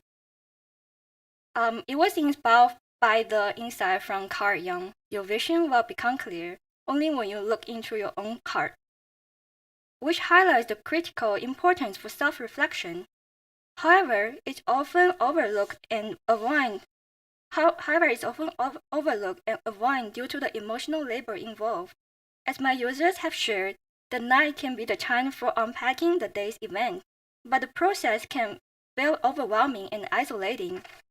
Many find traditional methods like journaling to texting after a long day, and while some prefer to face these moments alone, the thought of handling difficult emotions without support can be also daunting. Therefore, it leads to the huge need for a more intuitive, engaging, and safe environment. To address this, I developed Glow Talk. It consists of three main components: the central round shape for the interaction, and the middle plate houses the speaker and control elements, the outer plate that functions as an ambient light source. Most importantly, it includes a built-in chat AI system that guides the conversation. To use the Glow Talk, simply lift the receiver to activate it. You will be greeted by Luna, your AI companion. Hello! How did your day go? As you share your day, experience, and feelings with Luna, I had a really good day today. Felt quite productive and positive. the light changes to reflect the conversation theme and your mood, enhancing the atmosphere for comfort and reflection. That sounds wonderful. What was the highlight of your day that made you feel so good? The receiver also emits light to show the response to the users. At the end of the session, Luna will summarize insights into your identity by linking your experience and thoughts, offering a personalized and smoothing reflection experience. Let's continue our journey to see how can we bring our inner experience in a visible form. My experience design Mind Avatar utilized kaleidoscope and collage making to enable users to explore and visualize their multifaceted identities. My expert Holy Fu, a therapist, mentioned that visualization is a powerful tool to help her client connect more deeply with themselves.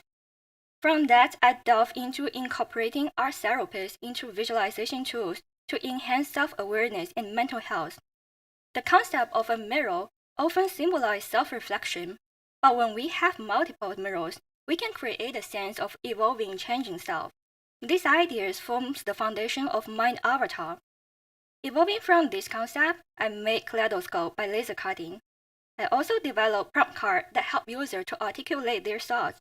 Each card poses a unique question on the front side, while having space for collage on the back side. I choose 4 aspects of the inner self: aspiration, love, dream, and passion. Here's how the Mind Avatar works. Users start by selecting a prompt card and reflecting on the question. They then create a collage that represents their thoughts. Using the kaleidoscope, they transfer the static collage into a dynamic, ever-changing visual experience. Finally, participants take their collage home, not just as a piece of art, but as a meaningful memento of their journey into self-discovery. Here's the video showing how it works.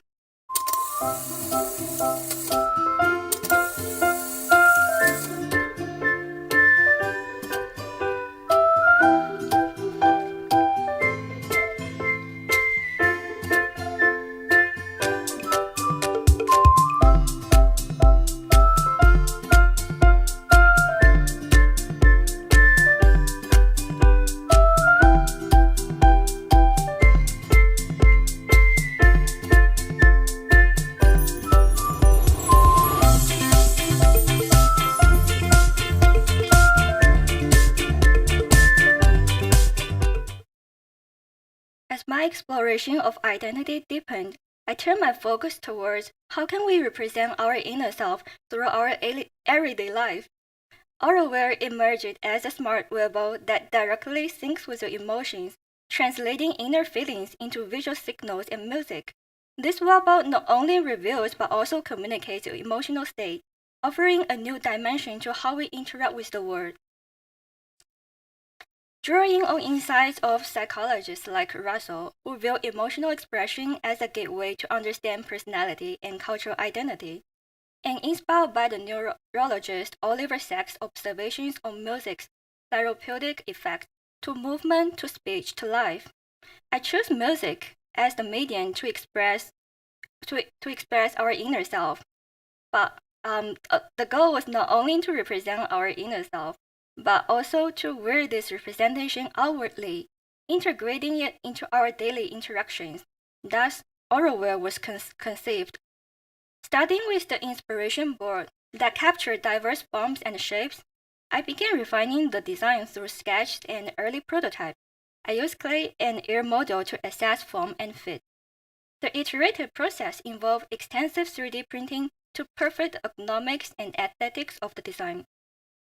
Arora takes the form of a music note, symbolizing its core function. Inside, it houses a heart rate variability sensor that gauges your emotional state and translates it into music using a bond conduction system. Also, it has a LED light that changes color to indicating different moods. You have the choice to listen to the music that reflects your current mood or the music that will help to order it, offering a personalized emotional experience. Here's the you have the different color choices for sure. Here's the brief video demonstrating how the oral wheel works in everyday scenario. Have you ever felt upset? Struggling to find your balance? Feeling like you're carrying the weight of the world? But remember, you are not alone. I'm here with you. Would you like some music to lighten your mood? Let AuraWare bring a melody of comfort to ease your mind. Together, let's reshape this moment.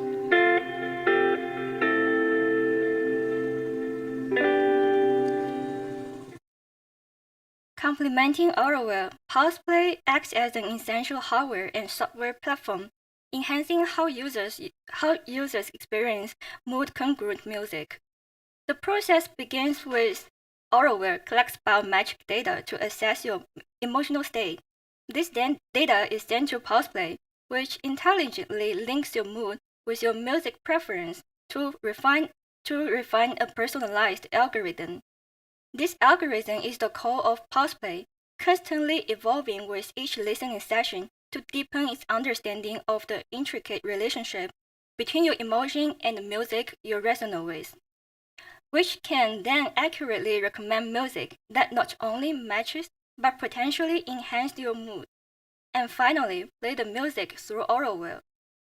Let's talk about the interface. In PulsePlay, your current mood is displayed in real time. Choose whether you want the music that reflects your mood or shift it towards a desired state. The app adjusts your playlist to fit. The mood tone features convert your daily emotional state into music notes, crafting melodies that encapsulate your emotional patterns over weeks or longer periods. In Vibe List, select a mood to see the playlist compiled from songs you've previously listened to that resonate with the particular emotion. Based on that, you can listen to a specific mood-preferred music. We're at the end of our journey. With this sport design as our guide, let's explore and embrace our identities, discovering the seen and unseen with ourselves. Big thanks to my parents, my POD family, my families, my faculties, and all you guys sitting here listening to my presentation. Thank you so much.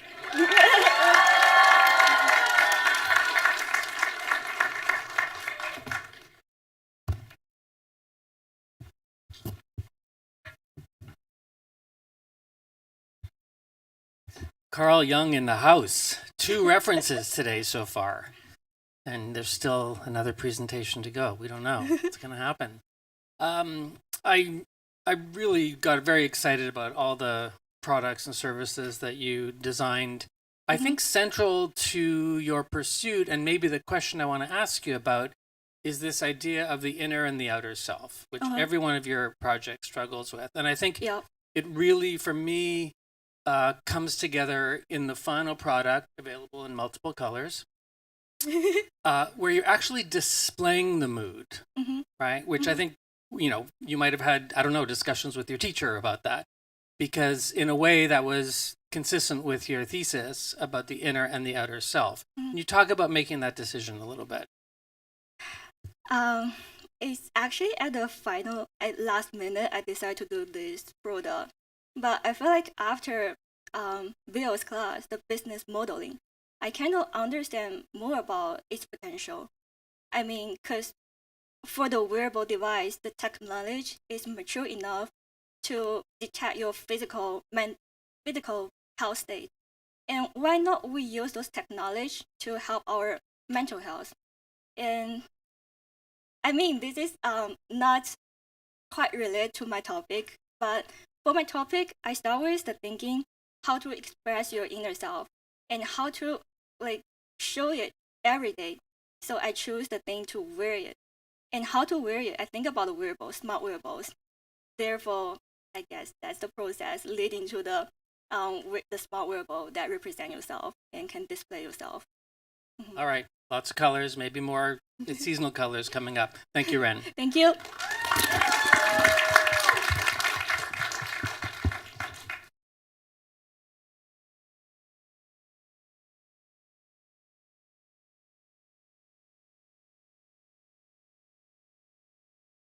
Please welcome to the stage our last presenter, Prerna Sharma.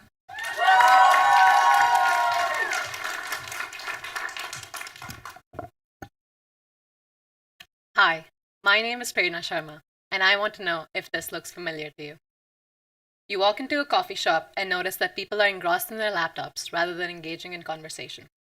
This is a scene that is becoming increasingly common in our society today. But we know that humans are social creatures. It has been researched and documented that we need each other to survive. Professor John Cacioppo states that we've survived as a species not because we're fast or strong or have natural weapons in our fingertips, but because of social protection. It is because we depend on each other, because we provide each other with mutual aid and protection that we've made it this far. Yet most of us have experienced a sense of loneliness at one point or another. I, like many others, have felt lonely at times because of an absence of connection and community. I've lived in New York for 7 years now, and it was only when I moved to Bushwick last summer that I truly felt like I was part of a community that was local and accessible to me. I found a big change in my own sense of belonging since moving to this neighborhood, one that had a successful pre-existing sense of communal life. This happened at the same time as I was grappling with choosing a thesis topic, and it was then that I realized that all this time I too was longing for belonging. Today I present to you my thesis, Longing for Belonging, Rediscovering Community in Third Places. Although loneliness on its own is not a medical condition or diagnosis, if we experience a sense of prolonged loneliness, it wears down our resilience and ability to go through life and its challenges. In fact, this phenomenon of isolation has been recognized as an epidemic of loneliness by the Surgeon General of the United States. The adverse effects of this lack of connection are startling, and according to the Surgeon General, lacking social connection increases risk of premature death by more than 60%, to levels equivalent to smoking 15 cigarettes a day. So if we're social creatures, why are we still lonely? This has to do with the way our towns are built. After World War II, a booming economy and government incentives encouraged people, particularly veterans, to move to the suburbs. Suburbs offered affordable housing, space, and privacy compared to crowded urban areas. This mass migration reflected a desire for better quality of life away from the challenges of city living, but it also resulted in suburban sprawl and an inescapable reliance on cars. There are currently 8 parking spaces for every car in this country. Instead of showcasing history, culture, or community areas, today downtowns across America are tributes to parking. These spaces can be repurposed as third places that would in turn help our communities thrive. Third place is a term that was coined by sociologist Ray Oldenburg, who defines it as locations where people spend time between home, which is the first place, and work, which is the second place. These are places where we exchange ideas, have a good time, and build relationships. Some examples include parks, bars, cafes, and churches, spaces where we can simply be without the pressure of productivity. This may sound quaint to us today, but Oldenburg uses the example of a mailroom to illustrate a third place, a place where everyone in the neighborhood would come together to collect their mail, an equalizer of sorts. Some cultures are better at recognizing this need for connection than others. Such as in Germany, there's a term for this phenomenon, Stammtisch, which is an informal group meeting held regularly around a large round table. It's not a structured meeting, but rather a friendly get-together, a true embodiment of the essence of third places.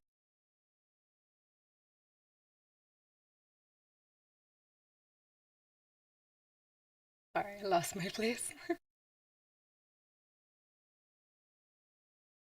The decline of third places in modern-day society has proven to cause adverse effects on community interconnectedness, and these effects are extending to all areas of life. So what do we do about it? To address these adverse impacts, there's an opportunity to design and create moments of connection among strangers and community members in and to third spaces.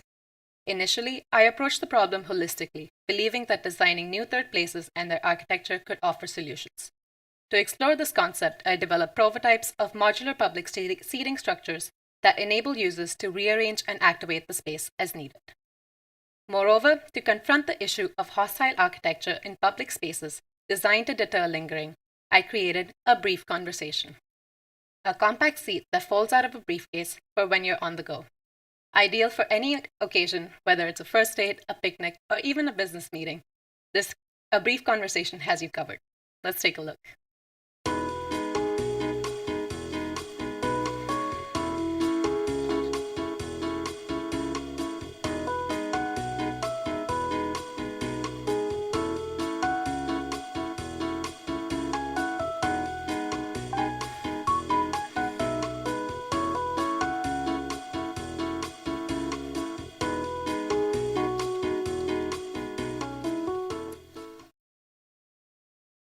I also hosted a co-creation session where 5 participants from different backgrounds and occupations worked together to answer the question of how can design support non-productive socializing as third places vanish and the remaining ones prioritize productivity. They shared their thoughts and recollected stories and moments where they truly felt a sense of belonging with their community. This process shifted my perspective. Rather than designing new places, I saw an opportunity to cultivate meaningful connections within existing ones. Throughout this thesis, I draw inspiration from the Surgeon General's advisory on the healing effects of social connection and community, which outlines 6 foundational pillars, which are strengthening social infrastructure, enacting pro-connection public policies, mobilizing the health sector, reforming digital environments, deepening our knowledge, and cultivating a culture of connection. My work strives to address these pillars through different avenues, from facilitating casual interactions to creating tools for group engagement. I address pillars 4 and 6 through COOP. COOP is a community interaction point designed for pre-existing third places that encourages people to pause and express gratitude through thoughtful prompts.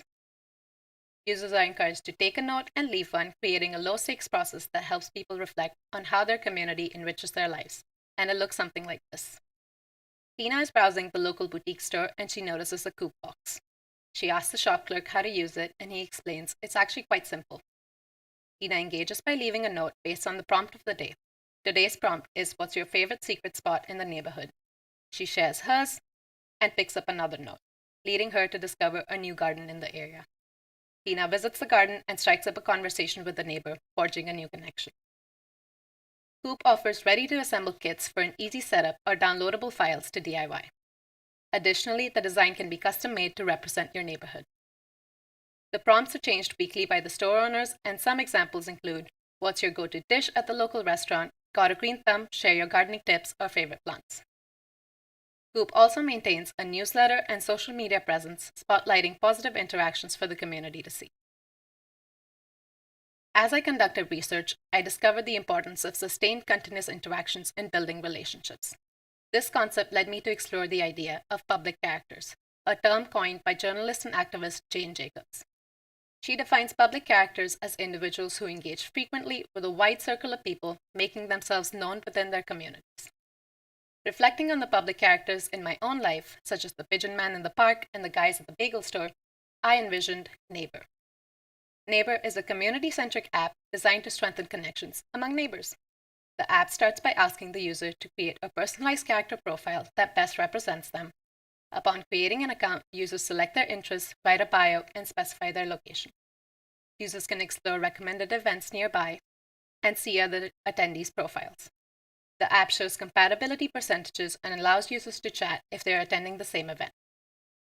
During the event, Neighbor encourages users to be present and in the moment by sending a push notification to turn on Do Not Disturb mode. A meter illustrates users' impact on their neighborhood and community via the time spent interacting in person. Neighbor is committed to harnessing technology to bolster real-world connections that enrich local communities. Over the past year, I immersed myself in a dedicated yoga practice and experienced firsthand its profound benefits on both my mental and physical well-being. Coincidentally, my research shed light on the pivotal role of team sports and group workouts in nurturing bonds and trust among participants. While group exercise courses do exist, these are often done simply in the proximity of others and not actively engaging with them. Currently, most dedicated workout equipment is geared towards individual practice, and there are no products in the market that exist for communal exercise. This realization inspired Align, a health and wellness brand aimed at bridging this gap and addressing pillars 3 and 6 of the Surgeon General's advisory. Specializing in communal workout equipment tailored for shared yoga experiences, Align empowers people to strengthen connections and build trust through synchronized practice. Let's see it in action.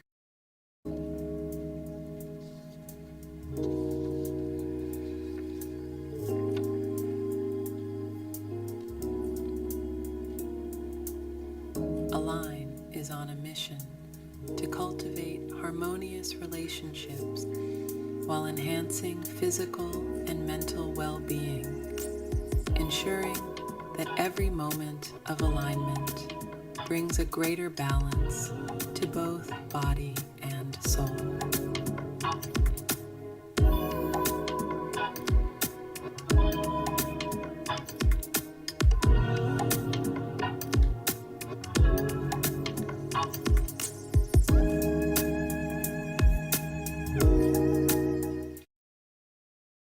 And finally, I embarked on the culmination of my thesis journey, driven by the core purpose that led me to this topic, to rediscover community through third places.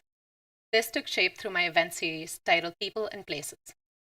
The aim of People and Places was to unite young artists, designers, and creatives in a spontaneous collaborative art project. The vision for the event was to cultivate an energetic, playful, and connective atmosphere. It comprised of 2 activities. First, a communal art piece created through a blind drawing exercise, and second, an exploration of the question, what does community mean to you? Here's how it went.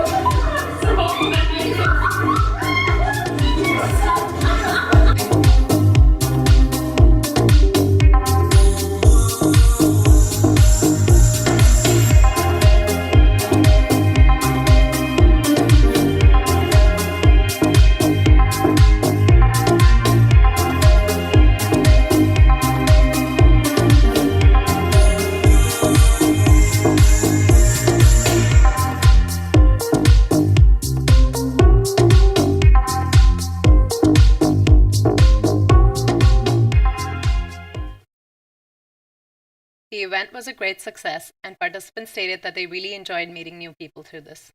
The blind drawing activity, although a bit nerve-wracking at first, served as a clever icebreaker that encouraged eye contact and conversation. Throughout this past year, my thesis journey has taken unexpected turns, with the most enlightening moments arising from chance encounters within my community. These encounters often led to spontaneous interviews with experts from diverse fields and professions, including a DJ, a pastor, store owners, and city officials. One interview in particular stands out. An interviewee candidly shared the details of a very challenging situation that was occurring in their life. Their openness to me, a stranger, was surprising and deeply moving. Amidst their own hardships, they generously shared their valuable time, insights, and perspectives. As the interview came to an end, I asked why they chose to help out a random graduate student amidst their own struggles, and they simply replied, "Well, at least I can say I lived for an art day."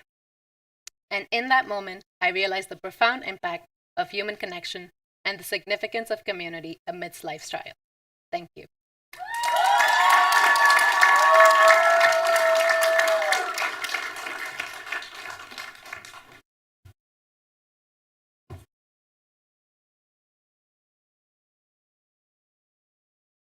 That last quote was very moving. Thank you for sharing that. Thank you, Alan. So, as you know, I'm completely in love with a brief conversation, the valise or the briefcase that turns into a seat.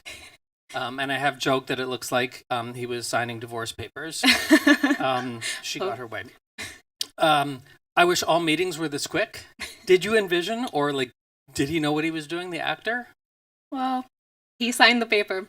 He should have read what he was signing. That's great. It's interesting. I was thinking through your presentation through the day, like, was there enough AI? Was there too much AI? Was there enough community? Was there too much community? You began and ended with community. And I know that you were sharing this very personal story about not feeling like you had belonged or belonged somewhere until you moved into a neighborhood and really felt that. And I can imagine that was a propulsive force for the thesis. Oh, definitely. It was great timing because it happened in the summer and we had to choose our thesis topics in the summer. And I was like, this is a problem in my life. This is a selfish topic. It worked out to be a great thesis. And I did find my community through this. Beautiful. First, maybe advice for the first years. Advice for other people who are trying to find community in their neighborhoods. Yeah. I think I found that most people are really nice and you just have to ask. You have to be the first person to say hi, to have a smile, and to be open for connection, and it will come and find you. That's great. Will you help me review the second half subjects? So, uniting and strengthening South Indians. Hacking public space. Enhancing independent thought. Designing for cognitive resilience. Esports players. Navigating layers of self. Oh, you should read this one. And rediscovering community through third places. That's great. A shout out to Rob Walker for that ritual. So thank you for spending the afternoon with us. We are going to invite all of the students, the graduating students, onto the stage for a group photo. I know lots of you actually want to take that photo as well. So if we can close the drapes, please, and raise the lights, and all the students can come on stage this way. We'll take some group photos, and then we'll meet everybody in the reception area for a champagne reception and a toast to these graduates. Thank you all for spending the afternoon with us. Please engage with the students, ask them about their projects, offer them jobs.